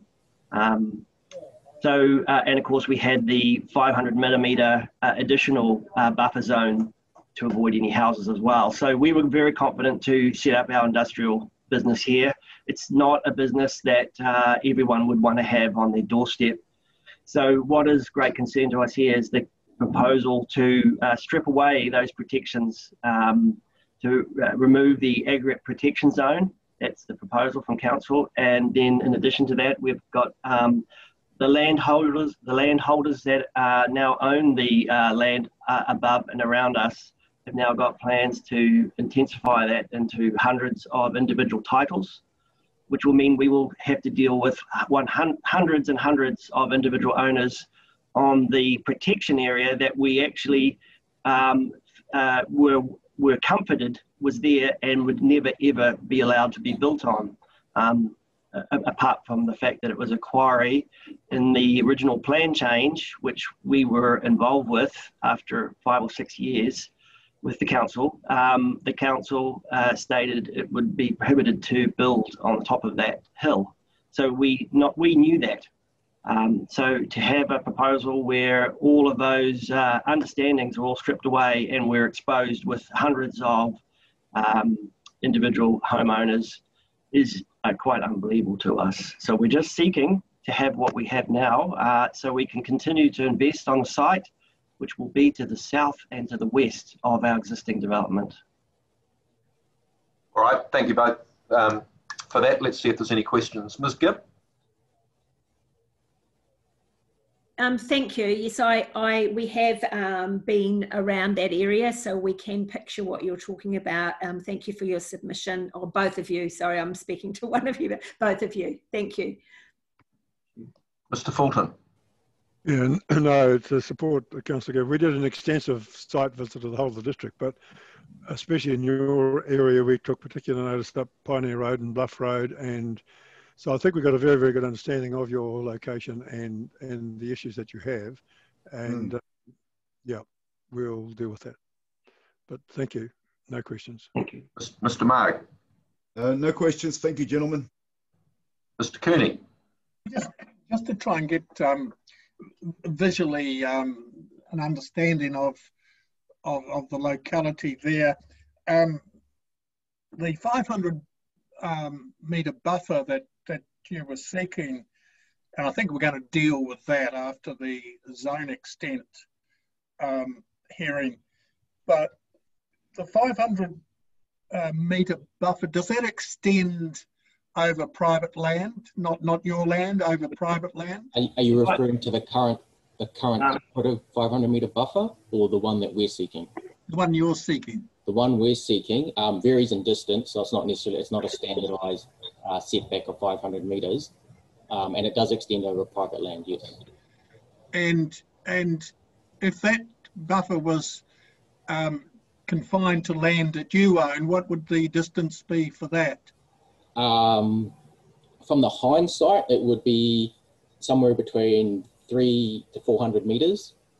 But from the industrial twos or heavy industrial zone, which includes the land to the south, which is the Synlait property, there'd be no buffer distance. The private land adjoins the Synlait and heavy industrial 2 zone. But may I answer that question for Mr. Cooney? Yes, sure.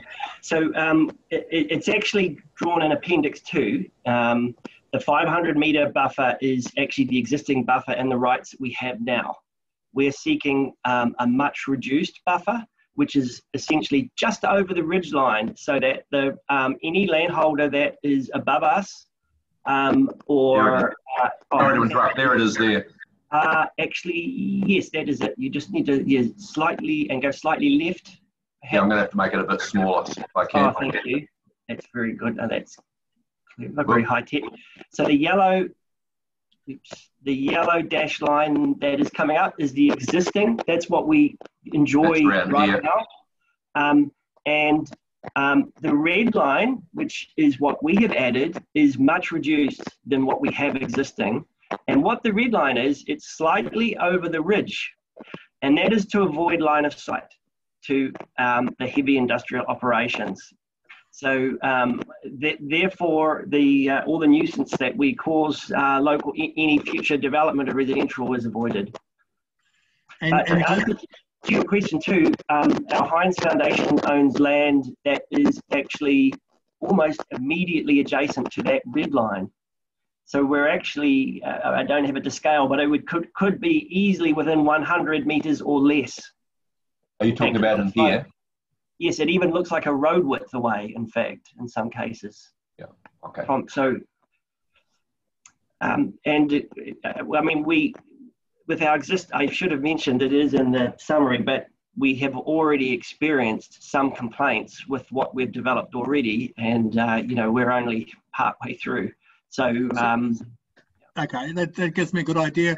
The land that's not hatched yellow, that's not owned by you. Yes, some of it is. The Heinz Foundation, it even says on the plan, just above the cursor, if you look, there's an allotment.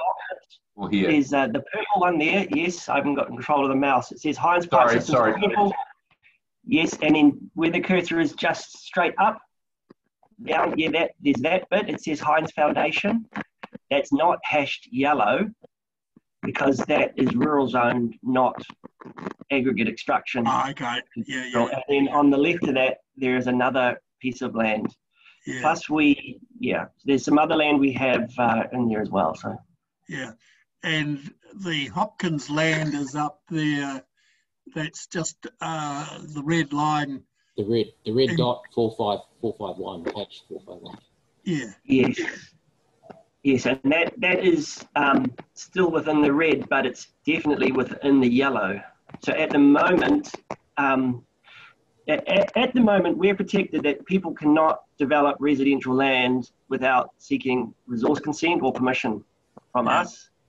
That is our existing right. That's why we've moved here. We don't want that to fall away, but we're proposing to bring it closer to us and not be unreasonable to people further away from us, but just to have it just beyond line of sight. Yeah. It's less than our existing rights. And to the north of you, there's residential development when we went round there.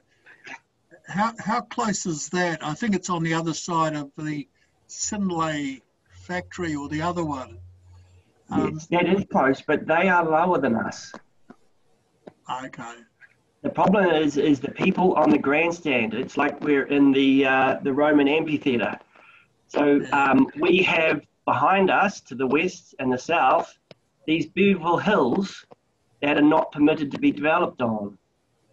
To the front, the north, we have the main trunk railroad. We have, in the east, we have the State Highway 1 motorway. We're protected by heavy infrastructure. Yeah. So the south and the west, we're protected by the hills, which are not permitted to be developed upon. That's what all we're seeking is to keep that. We ended up buying some land because there is proposal and risk of people developing. And it's not the way we should be protecting our investment of our businesses in heavy industry. This is probably a commercial question, and you don't have to answer it. But have you and the Hopkins had discussions about the use of that land? The use of which land? I'm sorry, Mr. Cooney. The Hopkins land. Is the Hopkins? No. I mean, I'm happy to talk to everyone. I will talk to all my neighbours. We're going to be here for 80 to 100 years. It's an 80-year investment we've put in here. So I want to be very friendly to my neighbours. Yeah. Okay. All right. No, thanks for that. I've got a better understanding now. Thank you. I don't have any questions other than to say the presentation's been helpful. And Mr. Choma, your summary is what we would request that those that follow aspire to, is that, you know, reading out vast chunks of a summary that we've already read, as we've said multiple times, isn't helping us that much. But your summary was very helpful, as was the summary that came after it. So thank you, gentlemen. Thank you. Now move on. Thank you all. Our next submitter is Genesis, Mr. Matthews, and for the reasons that I've said previously, I'll take no part in these, and I'll just mute my system and turn the video off until it's concluded. I'll leave you with Mr. Kuhn. Thanks, Mr. Matthews. Is he there? Yes, thank you. I'm just trying to start my video, but for some reason it doesn't want to. Right, there we go. There we are. Thank you, and yes, in line with the instructions from the chair, I will endeavour to be brief and focus on matters that are outstanding and the solutions that we're trying to see. Yeah, thank you. If we first move to my executive summary of my primary statement, number 3 in the executive summary on page 1, reverse sensitivity policy. See, Mr. Cleese has accepted that in the rebuttal statement, so nothing further on that. Number 4, I've recommended a change to policy 5.3.3, industrial and commercial activities in the rural zone.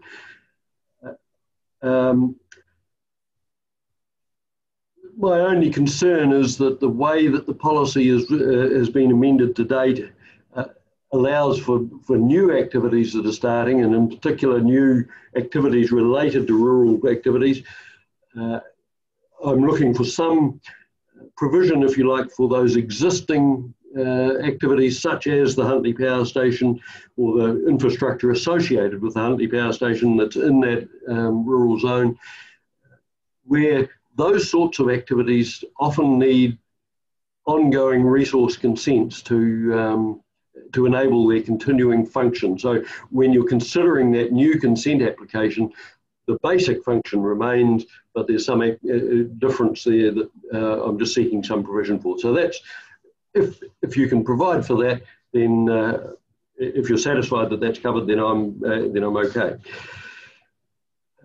Number 5.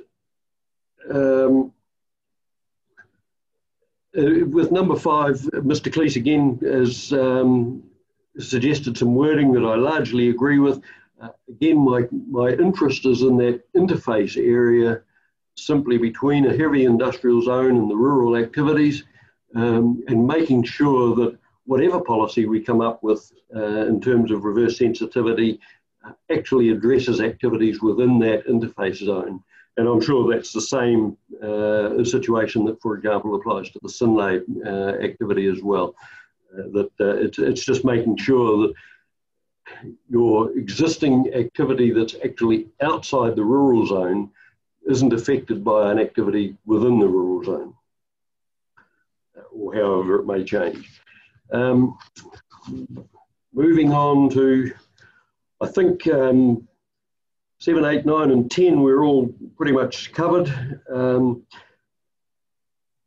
11, certainly Mr. Cleese has accepted in his rebuttal evidence. If we just move,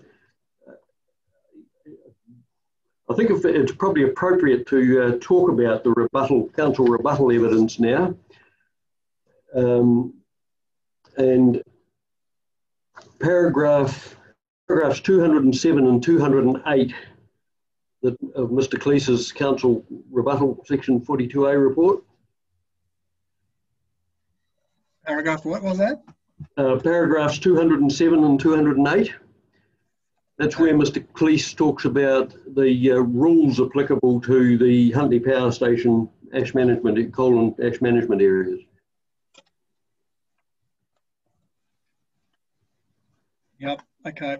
Yeah, again, I think we're pretty much in agreement with where things are going there. I have suggested a new rule, restricted discretionary activity, that talked about any coal-related activity that does not comply with Rule 22.6.2. And Mr. Cleese doesn't agree with that, that particular suggestion.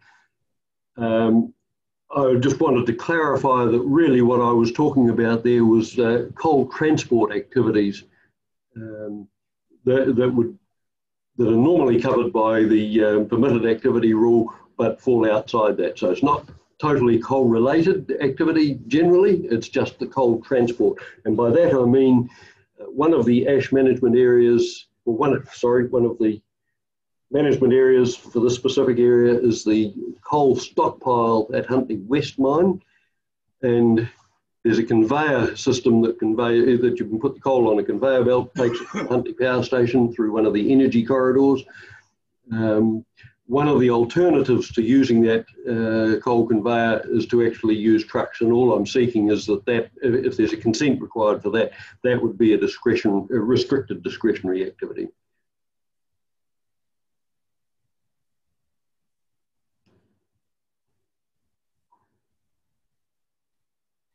And I just note that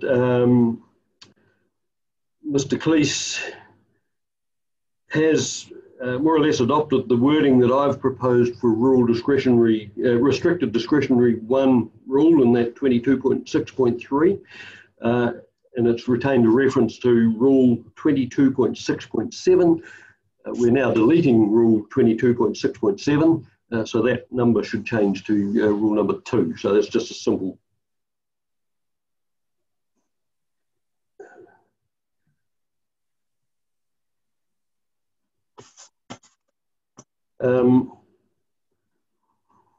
I think that's right. While we're on the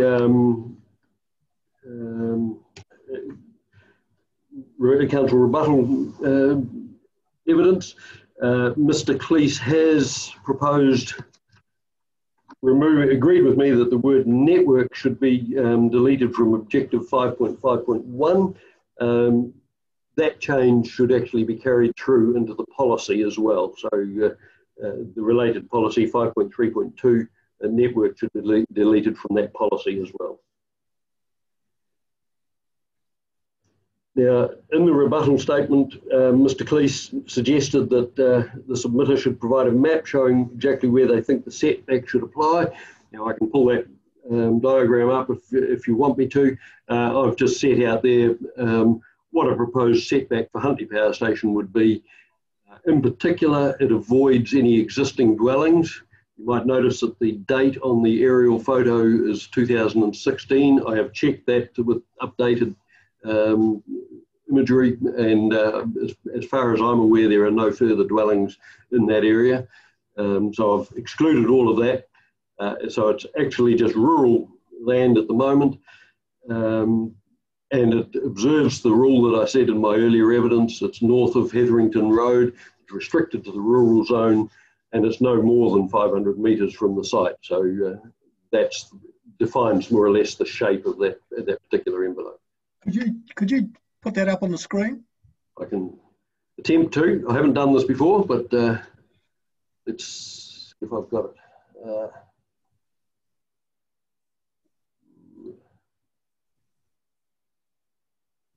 See. Is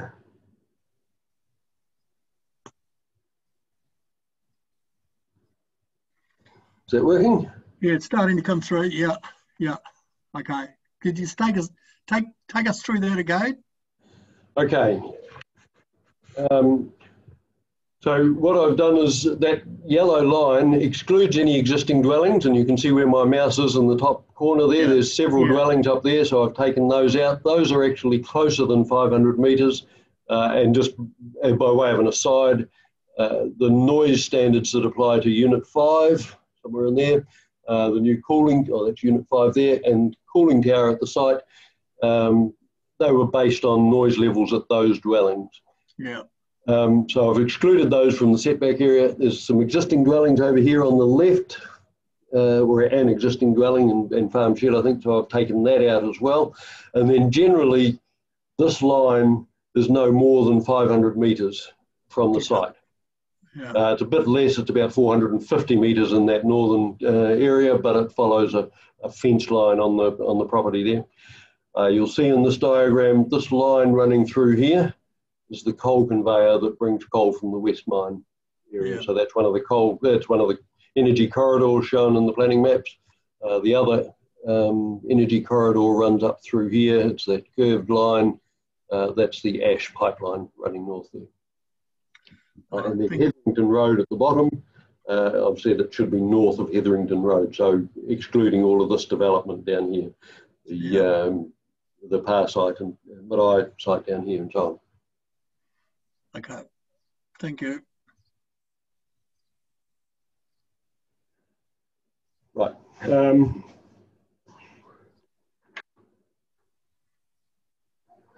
And I've suggested in my statement there that accompanied that plan what the rule that would apply to that. There's only one further item that I cover here, and that is I also prepared some rebuttal evidence about Mr. Bloomfield's evidence for Dilworth, the Dilworth facility, where I said I didn't support his change to including educational facility in policy 5.3.9. That's pretty clear what I think there. I think I just want to reiterate that that is only in relation to that general policy that applies across the rural zone. I'm not speaking specifically about the Dilworth facility and whether there should be specific rules or otherwise for that. It's only in relation to having a general provision or a general policy relating to the rural zone. So I'm available for any questions. Right, okay. Mr. Leo, Mr. Meg. Nothing from me, thank you. That's good.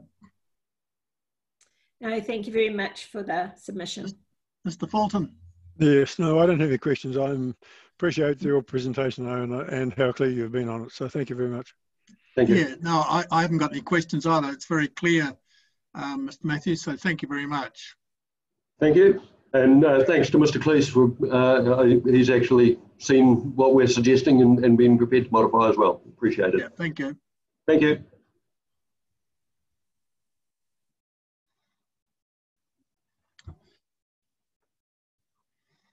I'm back.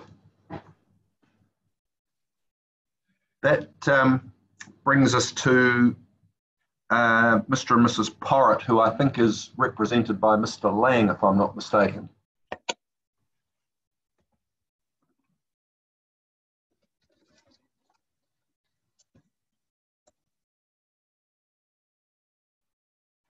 Mr. and Mrs. Porritt present, or is Mr. Lang present? Phil's here, but we can't hear him. He was here a minute ago. Oh, there he is. Yeah, I can he see. is there, but he's just. Oh, hang on. Oh,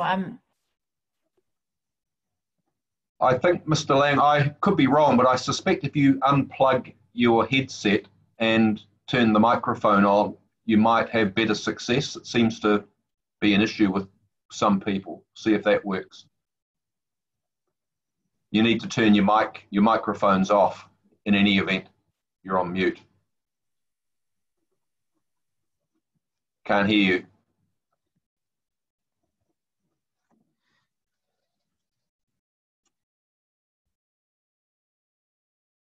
Have you unplugged your headset from your computer?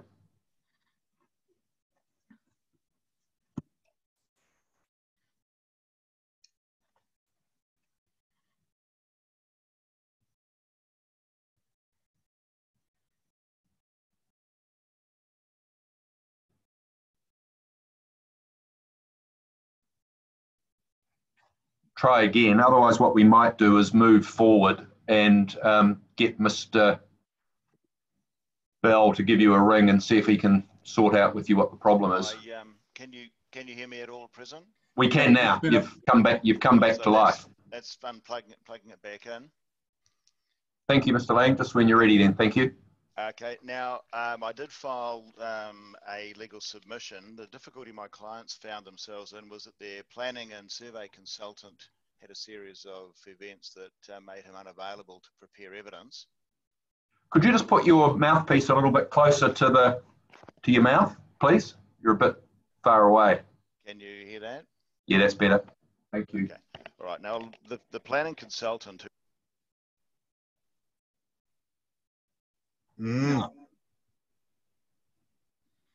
You've gone again. Must be something loose in his headset. How's that? Oh, that's better. Okay. You're back again. All right.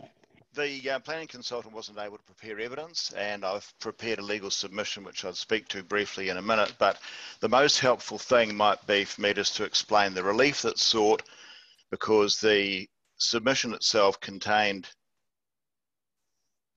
substitute rules, which may not have all of the differences absolutely clear at a glance. So will it help if I go through those differences, the requested relief, briefly? That would be helpful, thank you. Okay, so in the submission document, we've got a substitute rural hamlet subdivision rule, 22.4.1.5.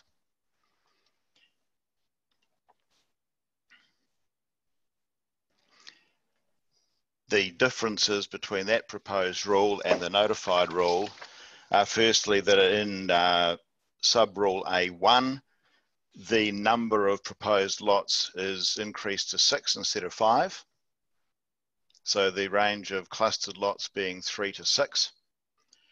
And as a non-compliance with that particular sub-rule cascades to non-complying activity, the suggestion is that there should be a generous allowance there under the restricted discretionary activity if it's going to cascade down to non-complying, and keep the versatility of the rule as broad as possible.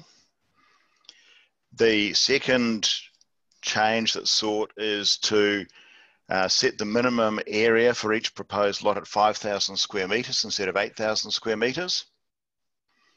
And that's essentially because the market on the information available to my clients really doesn't extend out to 8,000 square metres. It may have done 8-10 years ago, but certainly now the preference for rural hamlet subdivision size is around 5,000 square metres or even smaller. And the other difference is that if you look to the bottom of that box in the rule, changing the cascade for non-compliance with the other sub-rules to discretionary activity, so that if you don't meet the continuous land holding or the 5,000 square metre minimum lot, etc., then it cascades to discretionary activity on a non-conformance with each of those sub-rules.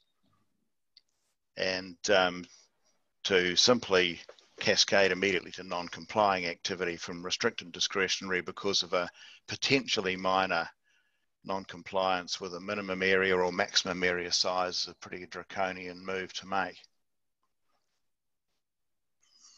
So that explains the suggested changes to that rural hamlet subdivision rule. And the second rule that's addressed in the submission is over the page in the submission document, and that's rule 22.4.1.7, subdivision to create a reserve. And the first change that's sought there is in sub-rule A1. The proposed plan requires that the lot being subdivided must contain an area which is identified in the District Council's Parks Strategy document as being required for public access or for reserve. And the submission is that that should be any council strategy document as the rule currently stands.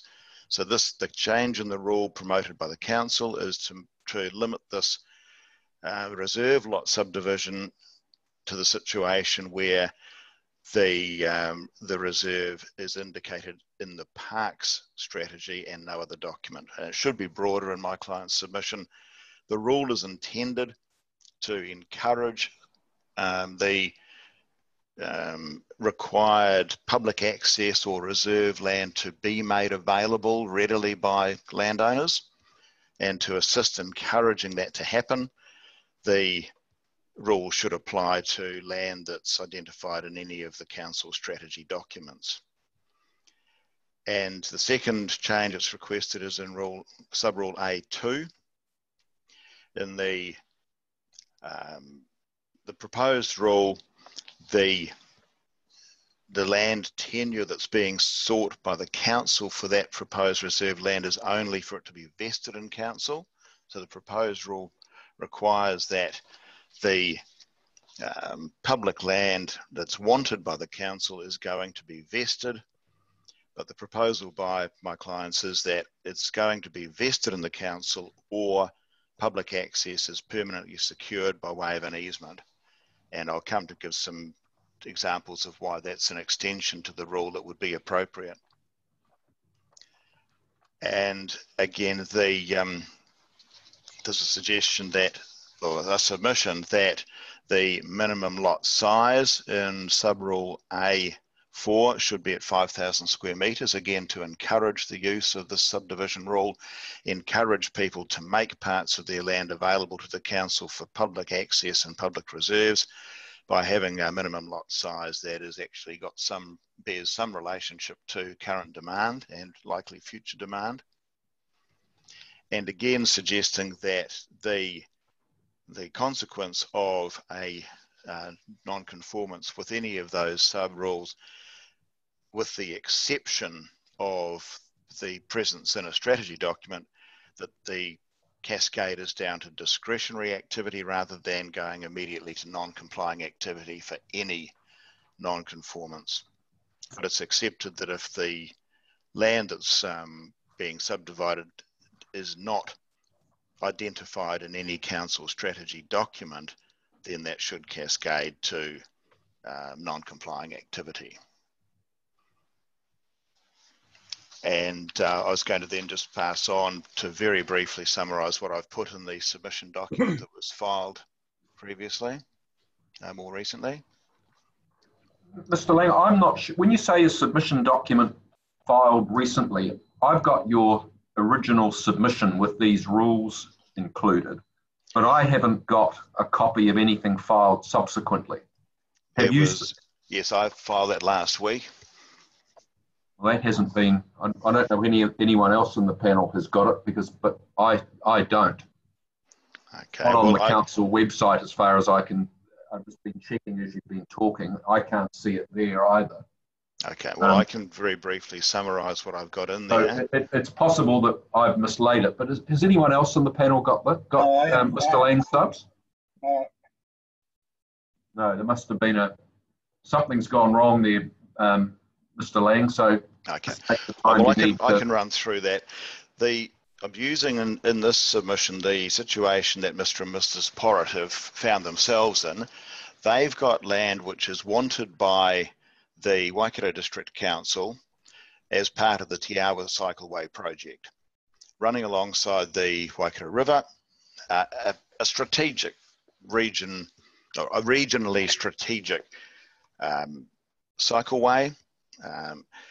It doesn't appear, though, in the council's parks strategy. It's not referred to anywhere that I can find, or my clients can find, or their survey can find in the parks strategy. It is, however, referred to and given regional significance status in the council's Trails Strategy 2016. And it's underway, and it's been worked on by the council very actively over the last 2-3 years, to the point where recently landowner agreements were secured to acquire easements over a significant number of properties extending from the southern edge of Hamilton City to the northeastern edge of Waipa District. And the ability to secure these lots from landowners has been assisted, on my understanding, to a significant degree by the fact that landowners are able to subdivide a reserve lot from each of the land titles through which the cycleway passes. And that's made the acquisition of this land possible. Under the current proposed wording of the rule, it would be much more difficult because the project is not in the council's park strategy. It's there in the trails strategy, and it's a good example of why the rule should be broader and should refer to projects that are recorded in any council strategy, which is the wording of the current rule in the operative plan. And there will be other situations, I'm sure, where the same situation will exist where the parks strategy doesn't contain reference to the project, but it's an important project, and the council will want to encourage people to make their land available. And that situation the Porrits find themselves in is also a good illustration of why the nature of the land tenure required by the council shouldn't be limited to acquiring, or to the land being vested. It should extend to situations like theirs where the council is acquiring an easement for public access. And that's the mechanism which has been used through the Waikato District section anyway of that Cycleway project. Those were the essential points I had in the written submission. And again, talking of the lot size, once again, there's a firm belief based on market experience that 5,000 square metres is a more relevant minimum lot size than the 8,000. Those are the essential points I wanted to make today. Thank you, Mr. Lang, and apologies for whatever reason why we haven't received the legal submissions. What we will do, when we do get them, if there is anything that arises, would you be available to answer any questions that we may have? We'd be happy to put those in writing to you by email to save you the trouble of having to appear again. No problem, and what I've said in there is essentially what I've just been through as the example that the Porrits have experienced. And let's just see if there's any questions of you at the moment then. Mr. Fulton. Yeah, no, thank you. But I think your explanation in the finish actually made it very realistic, and yeah, appreciate the way you've addressed it. Thank you. That's good. Yes, thank you, Mr. Lang, and I agree with Mr. Fulton that that explanation about Te Awa is really helpful, and I do know that council doesn't always want to accept land that's offered to be vested. So, you know, it does make sense, I see, you know, to have an easement. So let's consider that. And also your point about the documents, there are many documents. They don't always align. So it's really worthwhile us considering that as well. Thank you. Mr. Marg. Nothing from me, but thank you very much. Mr. Cooney. Yeah, thanks for that. Yeah, I understand the rationale for the changes you see, which is good when you put it into practice. And I've been critical when I say this, but does the landowner get a bob each way on this? Do they get paid for the easement? Do they get compensation for the easement, or is it a simply quid pro quo of, well, you get an extra title out of it, so we won't have to pay anything? Do you know what the practice is? It's either or. Sorry, it's either or. If you get a subdivision, if you get to subdivide a lot out of it, then there's no other compensation paid. Okay. That's been my client's experience on this one and one other. Yeah, okay. Thanks for that. Okay, thank you. And I have no questions, Mr. Lang. It's very clear. Thank you. Thanks for your... Thanks very much, everybody. Our next submitter is Mr. Viner, if I've pronounced that name correctly, and apologies if I haven't. Mr. Viner there? You're on mute, Mr. Viner. You'll need to... Mute, here we go. Hear me? We can hear you now, thank you. Good. Can you see me? We can. We can. Exciting. And you've got a property at 30 Summerfield Lane in Tamaheri, and you'd like to be able to subdivide it more extensively than the council staff are suggesting, as I understand your submission. Correct. The issue is a little bit more general than that, though, in implication, because the area is classified as rural, and the rural limit on subdivision, of course, is 20 hectares. The properties in the area enclosed by Tamaheri Drive, Penkara Road, surrounding Summerfield Lane, they're all substantially less than 20 hectares. So the question is, if properties here are requesting subdivisions, what is the size?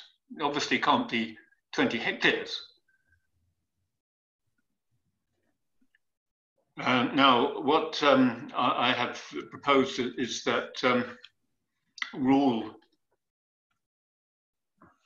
22.4.1.2 RD1 A2, which relates to the 20 hectare limit, is deleted from this area, which of course includes my property. But that begs the question, if that is changed for the area, what is the limit to the subdivision for that, in effect, reclassification of the area? And my suggestion is that the limit of 8,000 square meters, which is in Rule 22.4.1.2 RD1A4, is replaced with 5,000, which gives allowance for those people with smaller areas than 20 hectares to do subdivisions if they wish. Otherwise, there's no clear answer to the question for those areas, what is the limit to our subdivision? It can't be 20 hectares, obviously.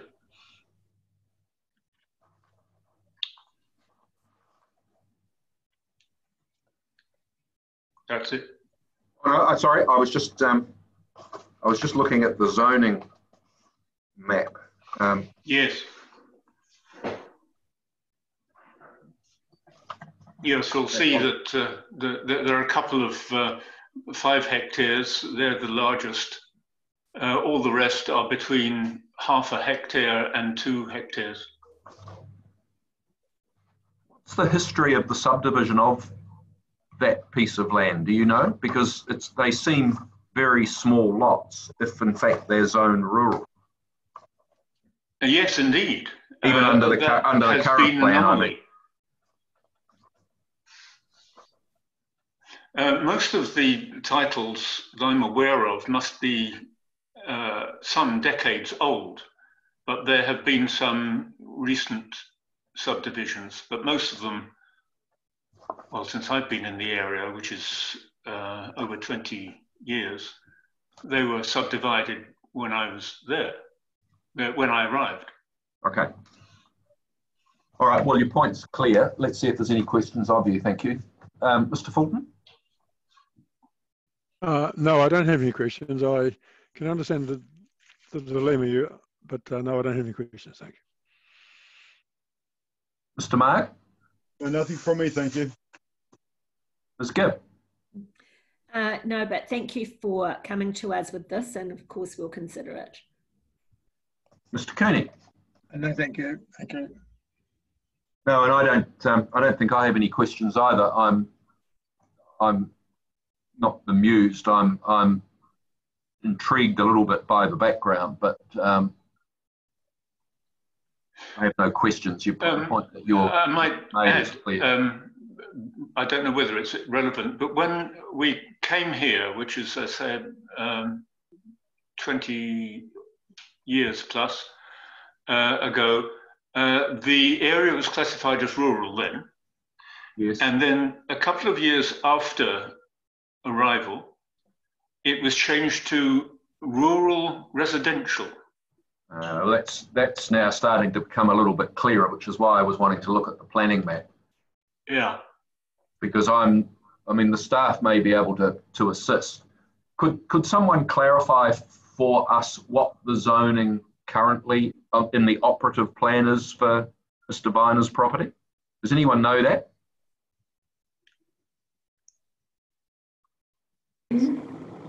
Excuse me, Mr. Chair, could we just confirm Mr. Byner's address there so we can 30 Summerfield Lane in Tamahere. 13 or 30? 30. And the opposite as well.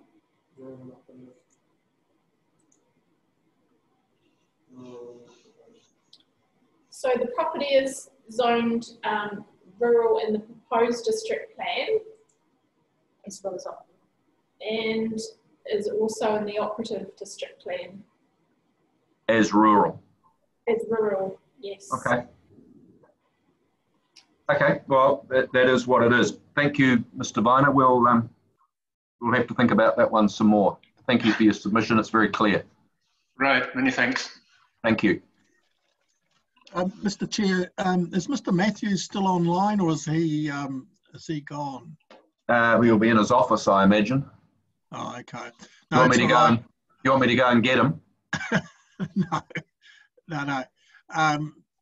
I've just, he was reading from it seemed like a summary statement, and I thought I hadn't got it, but I've been told by Mr. Bell that it was never filed. So I wonder whether he could be asked to file that with us, what he was reading from. I'll ask him at afternoon tea time, as long as no one considers that to be inappropriate. No, not at all. Thank you. I'll ask him that. All right. That leads us to Mr. Finlay, please. Mr. Chair, Mr. Finlay has been shifted to Thursday, if you'll recall from this morning. That's right. Yeah. Quite correct. Sorry, I've now okay. realised that. I put him on Thursday on my copy here, but I didn't cross him off. That's didn't okay. cross him off this side.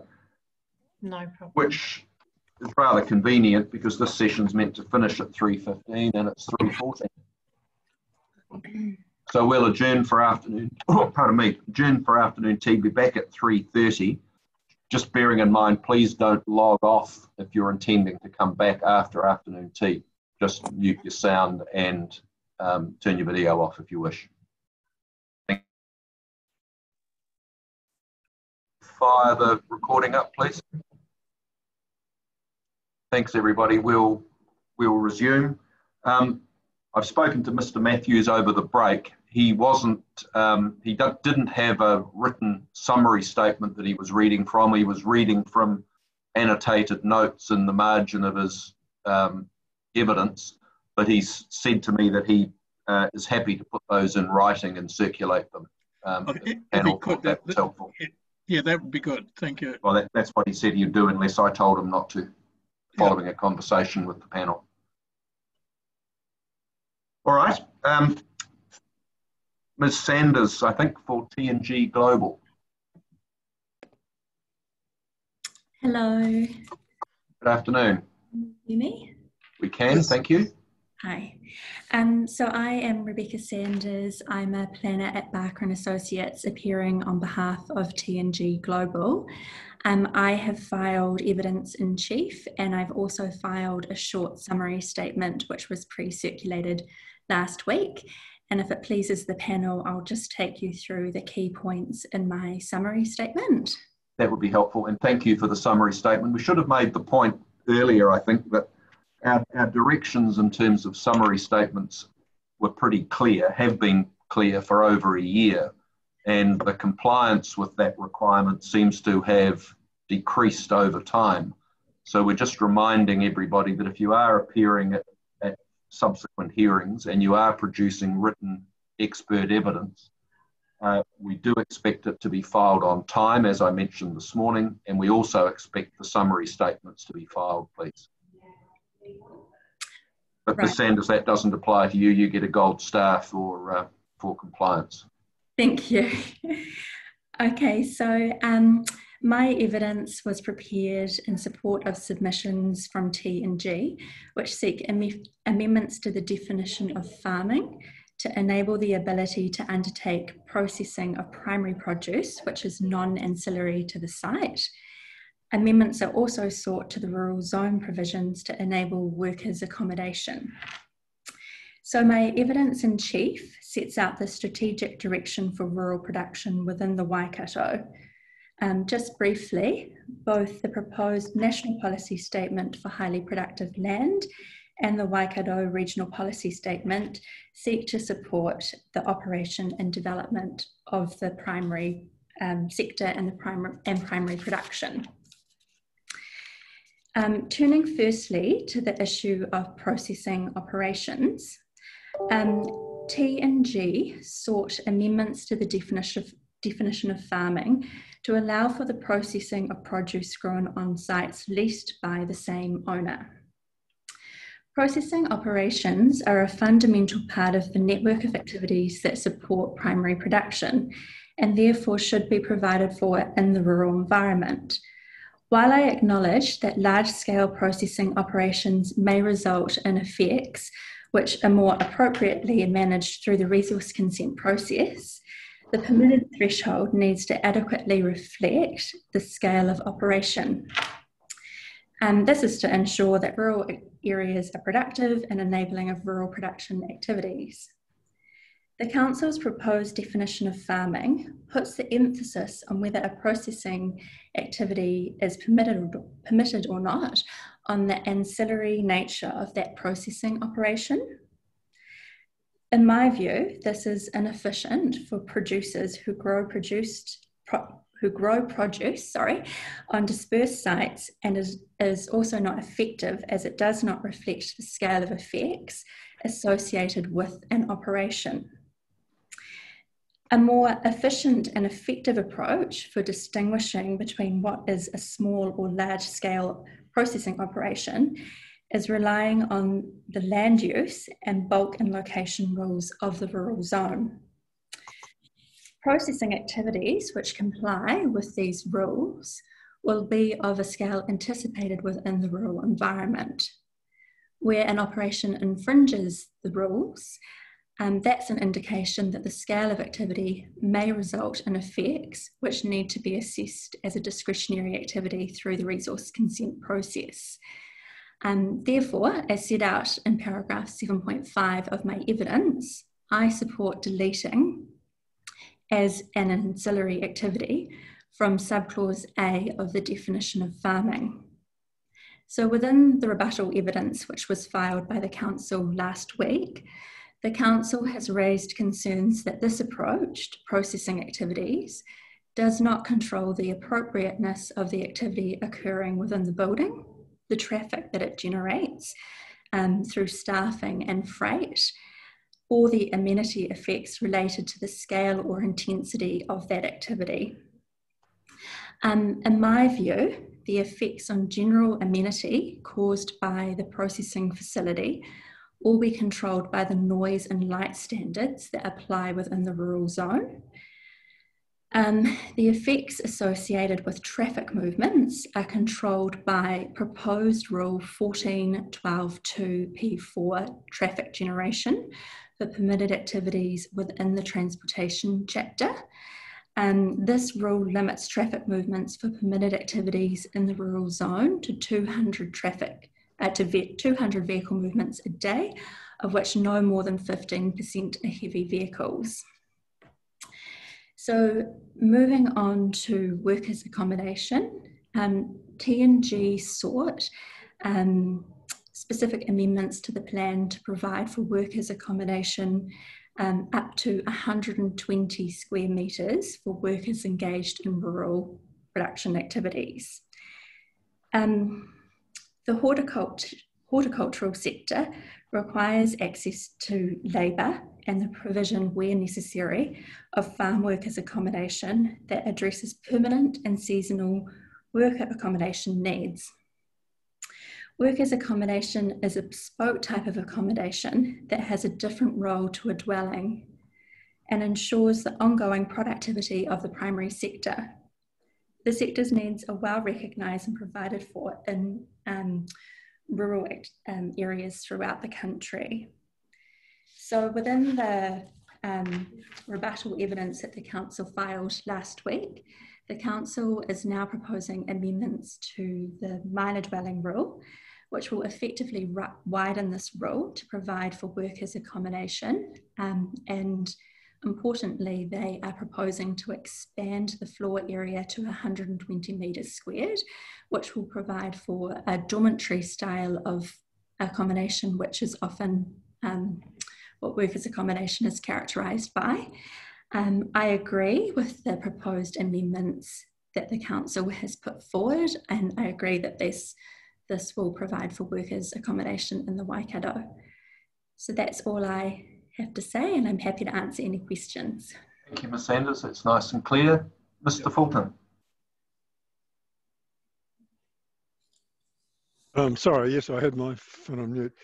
Yeah, no, thank you for that. I think it's clear that you've set it out the way you have, and I think you've raised some very good points. So I'm pleased to see it's being accommodated partially already, and we'll take that into consideration as well. So thank you very much. Thank you. Thanks, Mr. Fulton. Mr. Marg. Yeah, thank you, Ms. Sanders. So bottom line is that accommodation has been sorted. Yes. Just to be clear though, the relief that you're seeking in relationship to definition, that hasn't quite met what you require? No. So I think with the council's approach, what will happen is where growers are growing on sites which are dispersed throughout the region, their processing will fall within the definition of rural industry, and so it will require a restricted discretionary consent. So I suppose what I'm saying is I sort of disagree with that permitted threshold. I don't think that whether the activity is whether the growing all takes place on one site, or whether those a farming operation has sort of leases on different sites, whether that sort of determines the scale of the subsequent processing operation. So I've suggested an alternative approach. Yes, thank you. Thanks. Skip. No, nothing from me. Just thanks, Ms. Sanders, very much for coming. Mr. Kearney?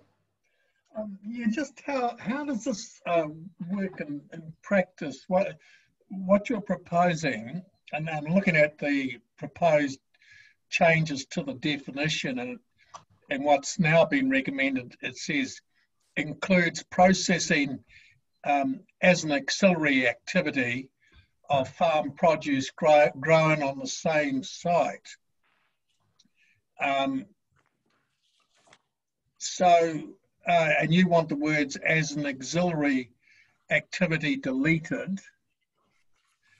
So where does that take you? It would read, includes initial processing of farm produce grown on the same site, such as cutting, cleaning, grading, chilling, freezing, packaging, and storage. Right, yes, I see. That's an error. I would probably suggest that it read includes initial processing of farm produce, and I would suggest the deletion of grown on the same site. Apologies, that's an error. I should have picked up on that. Okay. So, so quite often, would this cover, for example, a pack house for kiwi fruit? It could do. I think pack houses I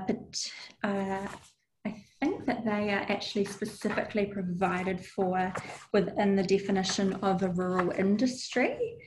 Okay. I will just find that, sorry.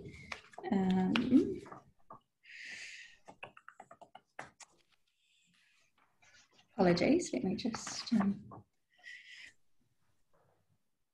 Yeah, so a rural industry includes pack houses. So I suppose potentially this could cover smaller scale pack houses which fit within, which meet all of the rules of the rural zone.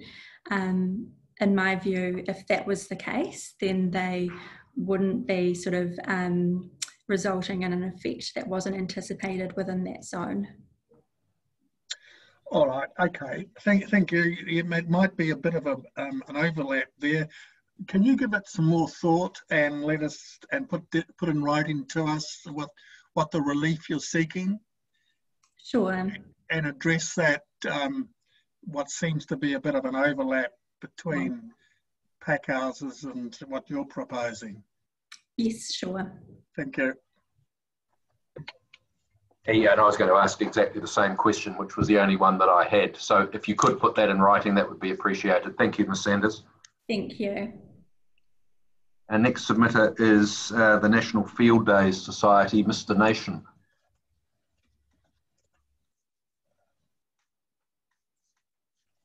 Good afternoon, Mr. Mitchell. How are you? Good, thank you. How are you? Thank you very much. Good, thank you. Thank you very much for the opportunity again today, and for a lot of the faces I see on this, this will be a mirror image almost of my submission to your Country Living hearing, Mr. Mitchell. Our advice was that we should also submit on this position as well. I think that's all very true. You've made the submission on it. You don't, though, need to repeat what you told us last time because it's reasonably fresh in our memory. Okay. As I understand it, you're basically wanting those rollover, or the provisions that are in the Waipa plan, rolled over across the boundary into the Waikato district in the same way that you said they should be at our previous hearing. Absolutely, no change from that at all, Mr. Mitchell. So that's a very good memory, given the amount of submissions you see. So I must have made a good impression. Yeah, I think I've just got a good memory. It surprises us. So no change from the submission I made to Country Living. As we said then, this just makes sense to us, and so I have nothing more to add unless anyone's got any questions, Mr. Mitchell. Well, we don't want to cut you off, but neither do we want to take your time up with just repeating information that you've presented before. And so vice versa. And vice versa. So let's just see if the panel's got any questions of you. Mr. Fulton? Yeah, no, I think we're very clear about what you want. Thank you. Ms. Gibb? No, nothing from me. Thank you. Mr. Marg? Nothing from me, thank you. Mr. Cooney? No, thank you, thank you. And I can't ask any questions after having said what I said before, so I've got nothing to add either, Mr. Nation. Thank you. Okay, thank you. I did come back with some notes following the minute from the last hearing with just some corrections, so hopefully staff have taken that on board. There was some, for correctness, it was around our correct naming. Mystery Creek is not all field days are not the legal name. That's also, it's New Zealand National Field Days. All right, thank you very much. Thank you. Thank you. Thank you. Sorry, let me just get my screen back here.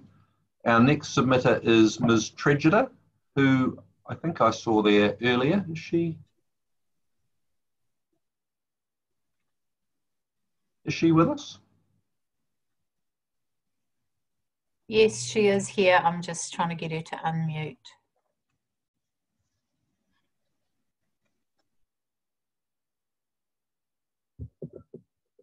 Oh, there she is. If you're able to turn your video on, Ms. Tregida, please, that would be helpful. There you are. I can see you, and it looks like your microphone's on. You may or may not have been here when I made mention of this before, so I'll do it again now.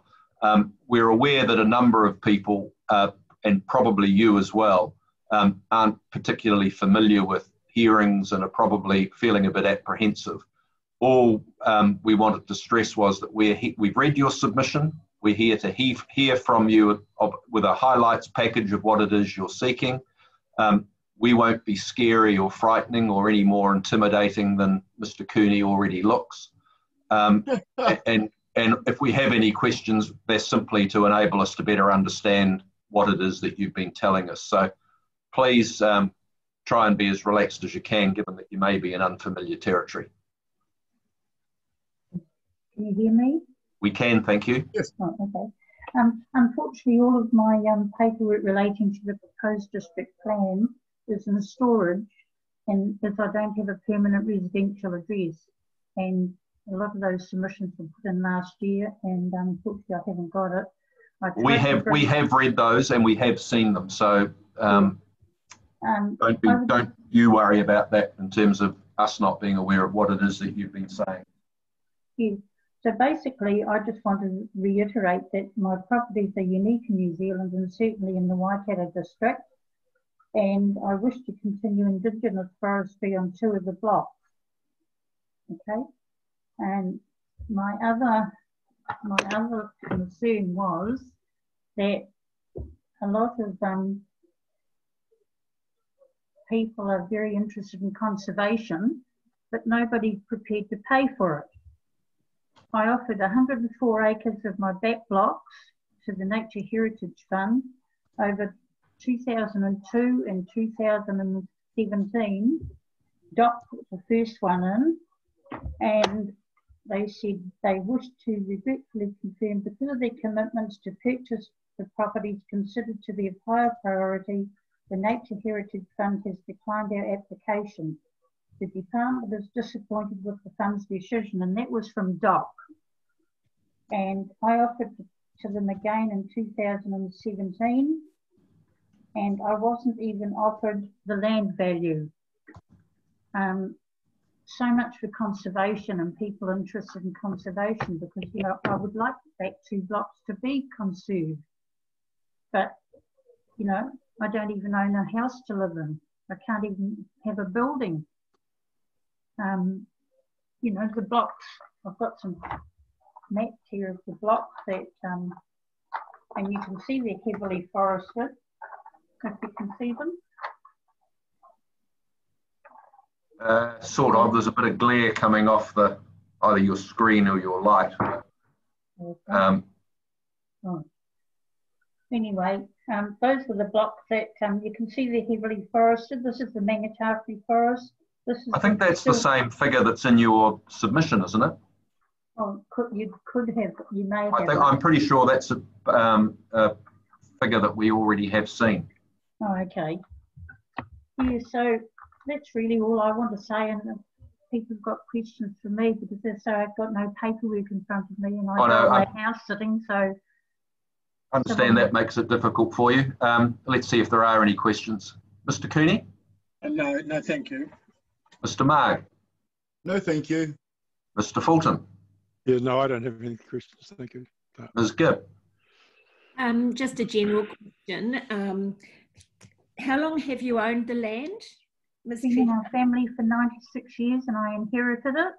Yes. And, you know, we've had a great love of forestry, and my grandmother was a forest ranger in the Waitakaris and the Maruna Rangers, and I've been brought up in the forest all my life. So, you know, to us as a family, it's pretty special. I'm sure there's plenty of interesting stories. Anyway, I'd just like to say thank you for submitting. Okay, thank you. Thank you, Ms. Gibbon. And I don't have any questions either. Thanks, Ms. Tregidor. Thank you very much for your submission, and good luck with finding your stuff in storage in due course. Thank you. Thank you. Our next submitter is Synlait Milk. Ms. Rikers, please. Hello. Good afternoon.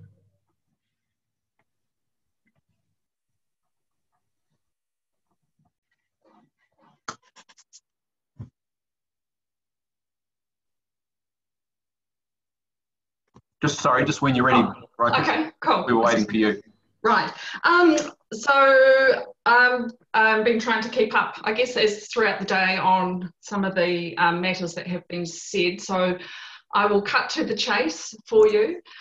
In terms of Synlait's submission, it is really focused on the rural zoning and on rural households as probably the most likely sensitive activity in the rural zoning. So I guess the Section 42A report in several places mentions, well, we can't really decide on a setback because we don't know what the adjoining zoning is going to be. So I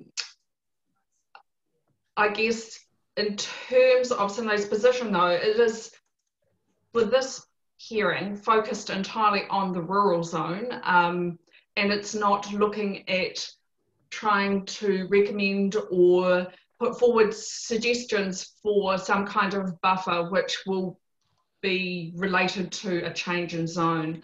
So I guess where Mr. Cleese has said, well, he's sort of reluctant to make a recommendation from Synlait's position, it would like to know what Council's view is in terms of a rural zone, because that is a primary option at this point in time. In terms of the relief that Synlait is seeking, it is seeking some addition to the rural policies, and in particular policy 5.3.7, which Mr. Cleese has redrafted, and Synlait is generally comfortable with that approach, obviously with the inclusion of reference to the heavy industrial zone, either by adding it to the list of activities that's in there or through an additional clause, which recognises reverse sensitivity from the rural zone on the heavy industrial zone. So then the next matter that Synlait is seeking is some form of setback for rural dwelling houses or sensitive activities within the rural zone, and it is concerned even with a single rural dwelling, and that is based on experience elsewhere. So Synlait has taken a slightly different approach from Hines and is suggesting a setback of 300 metres. And I noted that Hines was talking about their sort of, I guess, factor that they were using as a basis was out of the line of sight. So Synlait is probably more concerned with a broader range of effects, not just being out of sight. And I've listed or described the sorts of effects that it's concerned about in my evidence. And I guess it's really establishing a setback that is taking a precautionary approach, that there will potentially be some adverse effects that may be experienced within the rural zone that will reduce the rural amenity from what people may otherwise expect.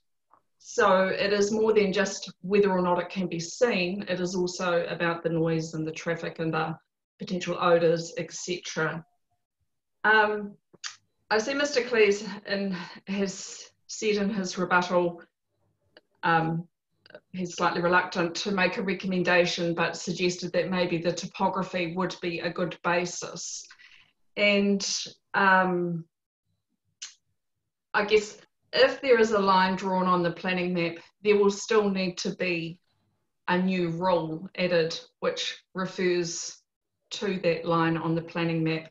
And I guess my point from a drafting point of view is that the current rule that already sets out all the setbacks for sensitive land uses is already set out with just a simple list of with a distance and from a particular activity. So Synlait's recommended or suggested recommended approach is really to just be consistent with the current format of the district plan for its simplicity.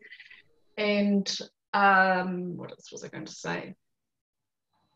It is really only about the sensitive activity, the rural dwelling. It's not about all activities that may fall within a line drawn on a planning map and the zone. So it is quite particular to the type of activity which is to be controlled. I think those are the main points really, that it's having a policy included and a setback and looking for some direction, I guess, through the Section 42A reports on what is the preferred recommended approach, and that any matter of alternative zoning is a matter for later hearings. All right, thank you very much. Let's see if there's any questions. Mr. Fulton? No, yeah, well, I'll say yes. The Synlait is a comparatively new industry within the district, and obviously you've come and settled there with the plan as it was, but you're just trying to strengthen that. Is that the position I'm taking from Synlait? Yes, so Synlait has obviously made a very recent significant capital investment, and it's wanting to protect that investment. So not thinking about future rezonings or anything, but just say in terms of the current rural zoning, Synlait would be concerned with rural dwelling houses being built too close. And an example I can give is in Canterbury, the Synlait plant, it does have a noise control boundary around it, within which any new dwelling would need to be a rural dwelling, would need a resource consent to establish. And unfortunately, somebody relocated a house into that buffer area, noise control boundary, without a resource consent because council missed the rule that they had put into the plan. So I guess my other point is that it's important to have a rule which is for a setback, which is easily identifiable. Yeah, thank you. Thanks. Mr. Cooney. What rule do you want changed? Which rule is it? Rule 22.3.7.2, and it's building setback sensitive land uses. Oh, okay. Yeah. So just an addition there for 300 metres from the heavy industrial zone. Boundary. Yep. Yes, just the boundary. Okay, thank you. Thanks. Yeah. Ms. Gibb?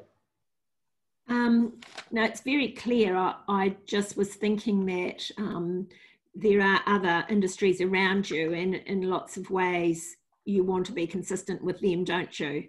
They all would want to perhaps have the same type of rule for the same reasons. Sure, exactly. So it's really just establishing which is the preferred rule. Yes. Yeah. Okay, thank you. Thank you for coming. Thanks. Mr. Mark? No, thank you. No questions, thank you. Thanks. And I've got no questions either. Thanks, Ms. Rikers. Thank you very much. Thank you. Which brings us to the Department of Conservation and Mr. Riddell.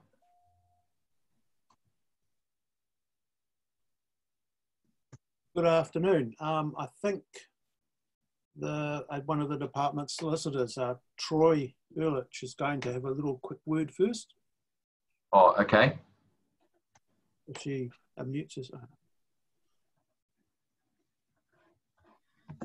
Can you hear me okay? Yes, we can, thank you. Oh, perfect. Okay, so Council's name is Ms. Ehrlich, appearing for the Director General of Conservation. I have beside me today Ms. Burns, who is a planner for the Department of Conservation, and Mr. Idell, who will be presenting evidence on the majority of the Director General's submission and further submission points in relation to the rural chapter.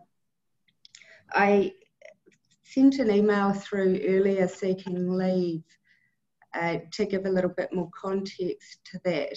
When Mr. Idell was preparing his evidence in chief, the new national environmental standards for fresh water were not factored into that evidence. So today he revisited or reviewed his evidence in light of the national environmental standards and had a slight change in one of his opinions. We've seen your, well, I don't know that the panel has seen it, so I think you should explain to us what it is that he's seeking. I've seen but haven't read his revised evidence for obvious reasons. So on the assumption that it's straightforward, I'm pretty sure we won't have a problem. But if it's substantive, then we're going to have to consider natural justice and fairness to everybody else. I know your email said you didn't think there was any prejudice to anybody, but without having read what it says or understanding what's in it, we are not in a position to confirm that one way or the other, as I'm sure you can appreciate. I can. Well, shall I hand over to Mr. Idell, and then if there's any questions that pop up afterwards, I can... Well, I think it would be helpful before he reads his summary or refers to present a summary, if he could explain to us just the nature, the scale, the content of the additional information, so we can first ascertain whether we're going to let it in or not. Sure. So the focus of the change is on the earthworks around wetlands. So the National Environmental Standards set out specific regulations that relate to what areas works might or might not be able to be undertaken. I'm just leaping ahead. You don't have to. I've just gone through. It's one page. It is. So it might, in fact, well, a page and a half. So Yeah, I'm just reading it too. I'm happy that, and I think it's just been emailed to the panel. Yes. So I think there's nothing in there that staff won't be able to think about before they reply. So rather than muck around, let's just carry on. And Mr. Riddell can address this along with his summary of his pre-circulated evidence. Excellent, thank you. Kia ora. There's four topics that I cover in my evidence on the rural provisions. 3 of them I basically agree with the staff recommendation, and one of them is there is some subtle differences.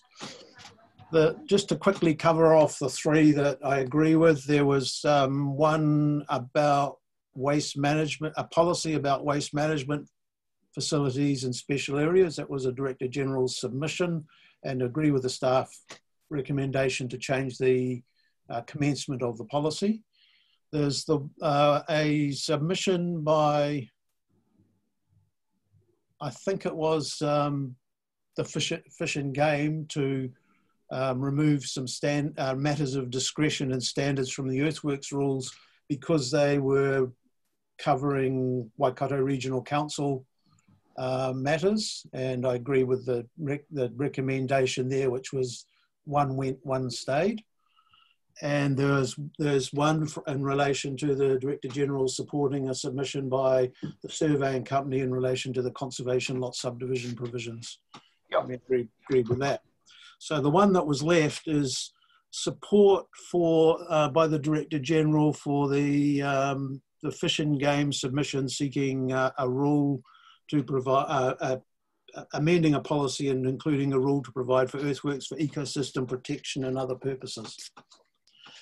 The issue, after I prepared my evidence, in fact, I only came aware of it in a Environment Court hearing late last week, is that the National Environmental Standard on fresh water includes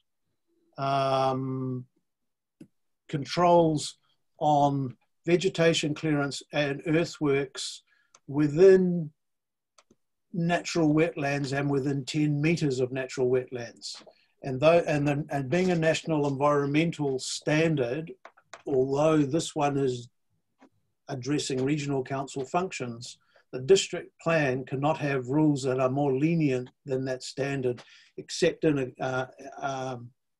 one case, which is actually not relevant to district council powers. It can have more restrictive rules. So I think there's 2 issues there. The first one is I have in the supplementary statement that was sent out today suggested an amendment to the earthworks ancillary to conservation activities to ensure that that particular provision is not more lenient than the National Environmental Standard. And there's a bigger issue behind that, which is that pretty much all the earthworks and vegetation clearance rules in the district plan will need to be reviewed to ensure that none of them are more lenient than what's in the National Environmental Standard. A number of those I'll address in my evidence for the Director General and the significant natural area evidence. There's basically three matters in relation to the earthworks for restoration and so forth. The first one relates to policy, which was 535 and is in paragraph 313 of my evidence in chief, is called 535, has been renumbered to 5318, where I recommend that the policy provision for earthworks for conservation activities be kept separate from the rural activities. The staff rebuttal was to actually combine the 2. Again, I think because of the National Environmental Standard, it makes sense to keep the earthworks for conservation activities out of the provision for earthworks for rural activities generally, in part because the recommendation is to change the policy guidance for earthworks that support rural activities to an enabling rather than a providing for one. And I think that if you have an enabling earthwork for conservation activities, and you have the National Environmental Standard with its very with its restrictive provisions for earthworks within 10 metres of a natural wetland, there's a conflict between the enabling and just the straight provide for. So I still plump for the provide for.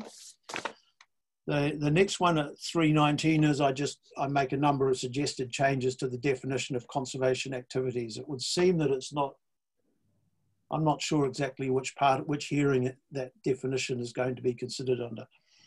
The final one is in that statement that was sent out today, and that's at paragraph 15 of it, is adding a second condition to the provision that earthworks ancillary to a conservation activity be subject to the earthworks not being within 10 metres of a natural wetland. And this is because the National Environmental Standards for fresh water have provision for permitted activity earthworks that are within 10 metres of a wetland or within a natural wetland, but for very limited purposes. And this is actually a very shortened way of actually making sure that it's not more lenient than the National Environmental Standard. All right, that's helpful. That's nice and succinct. Let's see if there's any questions. Ms. Gibb? No, thank you. No questions. Mr. Marg? Yeah, just one, Mr. Riddell. In relationship to the NES and your new edition, Roman numeral 2, you'd be suggesting that that would go into other chapters as well? To be consistent? It may do. I think what you need to be aware of is that that is actually slightly more restrictive than the National Environmental Standard, well, in a subtle way. And it's just that this was just prepared in what? 24 hours? Between 12 and 1, I think, today. So I've gone for what's the most succinct way of addressing the issue, but I think there's as I say, there's a bigger issue, and it actually gets quite complicated. For example, the National Environmental Standard has a provision for works related to natural wetland restoration, which includes permitted activity earthworks within 10 metres if it's for that particular purpose, but also limited as to area and volume, I think, in a way that is more restricted than the earthworks permitted activity areas and volumes that are in the rules already. So pretty much all the permitted activity rules are going to need to be looked at, and the permitted activity earthworks rules are going to have to definitely be looked at. And as the National Environmental Standard also applies to vegetation clearance, all of those rules will have to be looked at as well. But the different purposes, there's a number of different specific purposes which are permitted activities, and they have a whole lot of standards which are, probably take a page and a half of my writing to write up all the extra standards that apply. I do notice also that elsewhere in the plan, for example, in the forestry rules, the two permitted activity, afforestation and the forestry rule, you just have a rule that says comply with the National Environmental Standard for Plantation Forestry 2017. A similar approach to that may also be acceptable. It's a last minute, oh my God, look at this, grenade. And so probably needs a lot more time to think about it and work out what's the most sensible, most succinct way of dealing with it. Hi, thank you. Mr. Fulton. Yeah, no questions, but thank you very much for highlighting this because it's could be quite significant to us and we work with the district plan. Thank you. Mr. Cooney.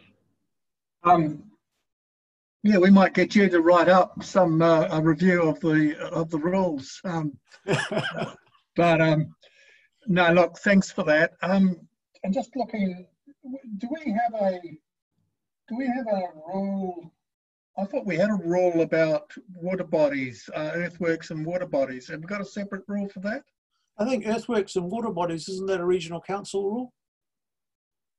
Oh, okay. I'm certainly working on the assumption that earthworks and vegetation clearance within natural wetlands, as they are water bodies, would be regional council. What about earthworks within a certain distance of a water body? That's what I am talking about, within 10 metres. Earthworks within 10 metres. In fact, the rule actually says earthworks within 100 metres if that affects the water levels in the wetlands. So I'm talking about the margin around a natural wetland. Some of the other subtleties that appear to be in the environmental standard is, although they've got natural wetland, they don't appear necessarily to have a minimum size for that, and they don't appear to require particular vegetation on it. So it's not a natural indigenous wetland, for example. They just use the word natural wetland. We've got a rule somewhere, building setback from water bodies, but we don't seem to have a rule about earthworks. And as you say, it's a question of the regional council's jurisdiction. Look, rather than spend time on this, it's something that we need the staff, when they respond at the end, to come back to us and tell us how they're going to deal with this issue. So and I'll have more time to think about it in terms of the significant natural area provisions that the Director General's involved in. And the other thing I would add is that from my reading of from mine and Troy Ehrlich's reading of the Resource Management Act, it appears that the council is able to make the changes that they need to do without having to go through another Schedule 1 process. Yeah, okay.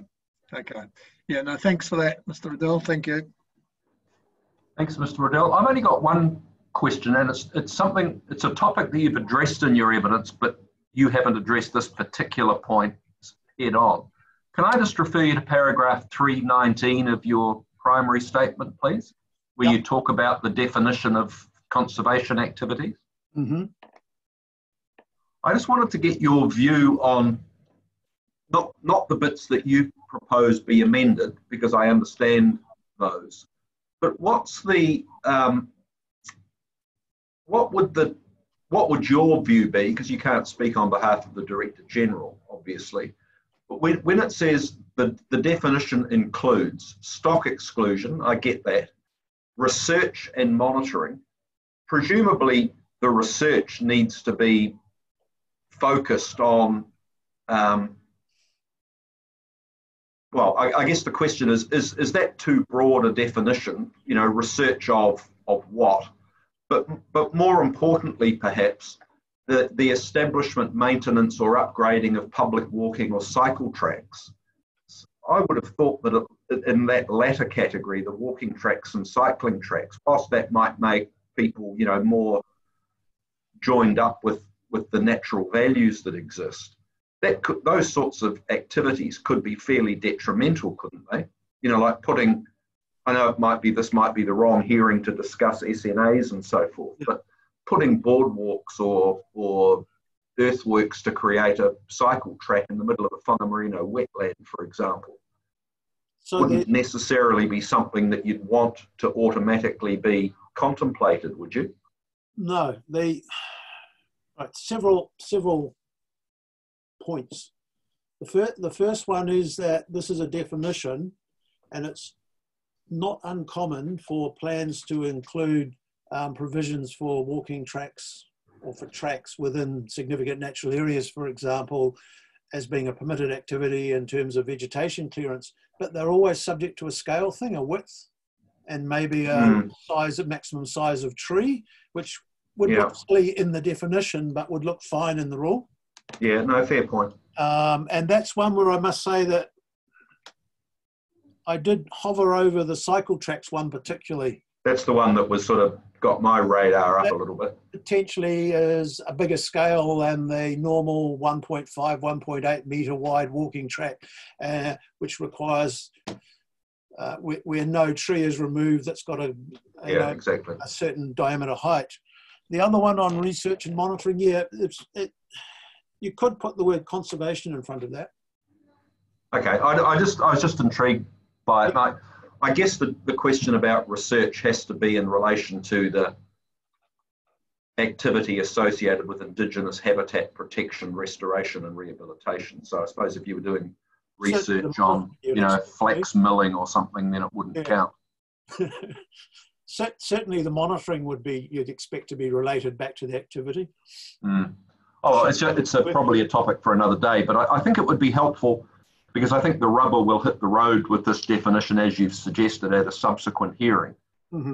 So between now and then, it would be, I think the panel would appreciate you giving some thought to that definition in terms of, within and close by these SNAs, what you do think is appropriate, both in terms of the rules, but also the definition. Okay. And I don't have any further questions. Thank you. Is there anything else, Ms. Ehrlich, that you wish to address?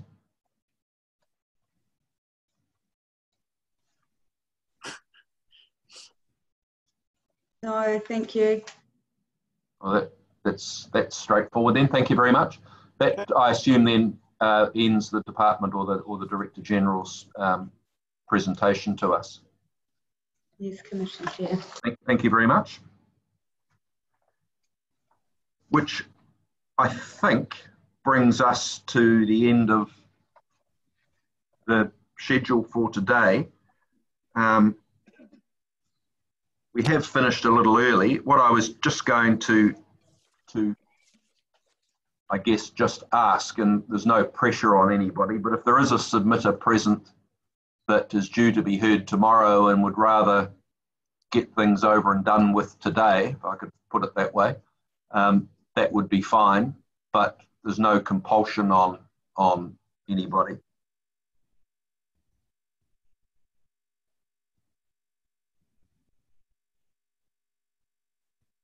Now it looks like we might adjourn for the day, but I just noticed, is that Ms. Barry that's present? I thought you were in the Environment Court today and tomorrow, but you appear to be, unless someone's using your computer, and we scheduled you on Thursday accordingly. Has that now not been the case? Are you now out of that commitment?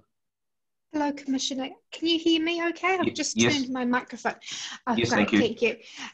So I am meant to be in Environment Court mediation today and tomorrow, and that was to be held in Queenstown.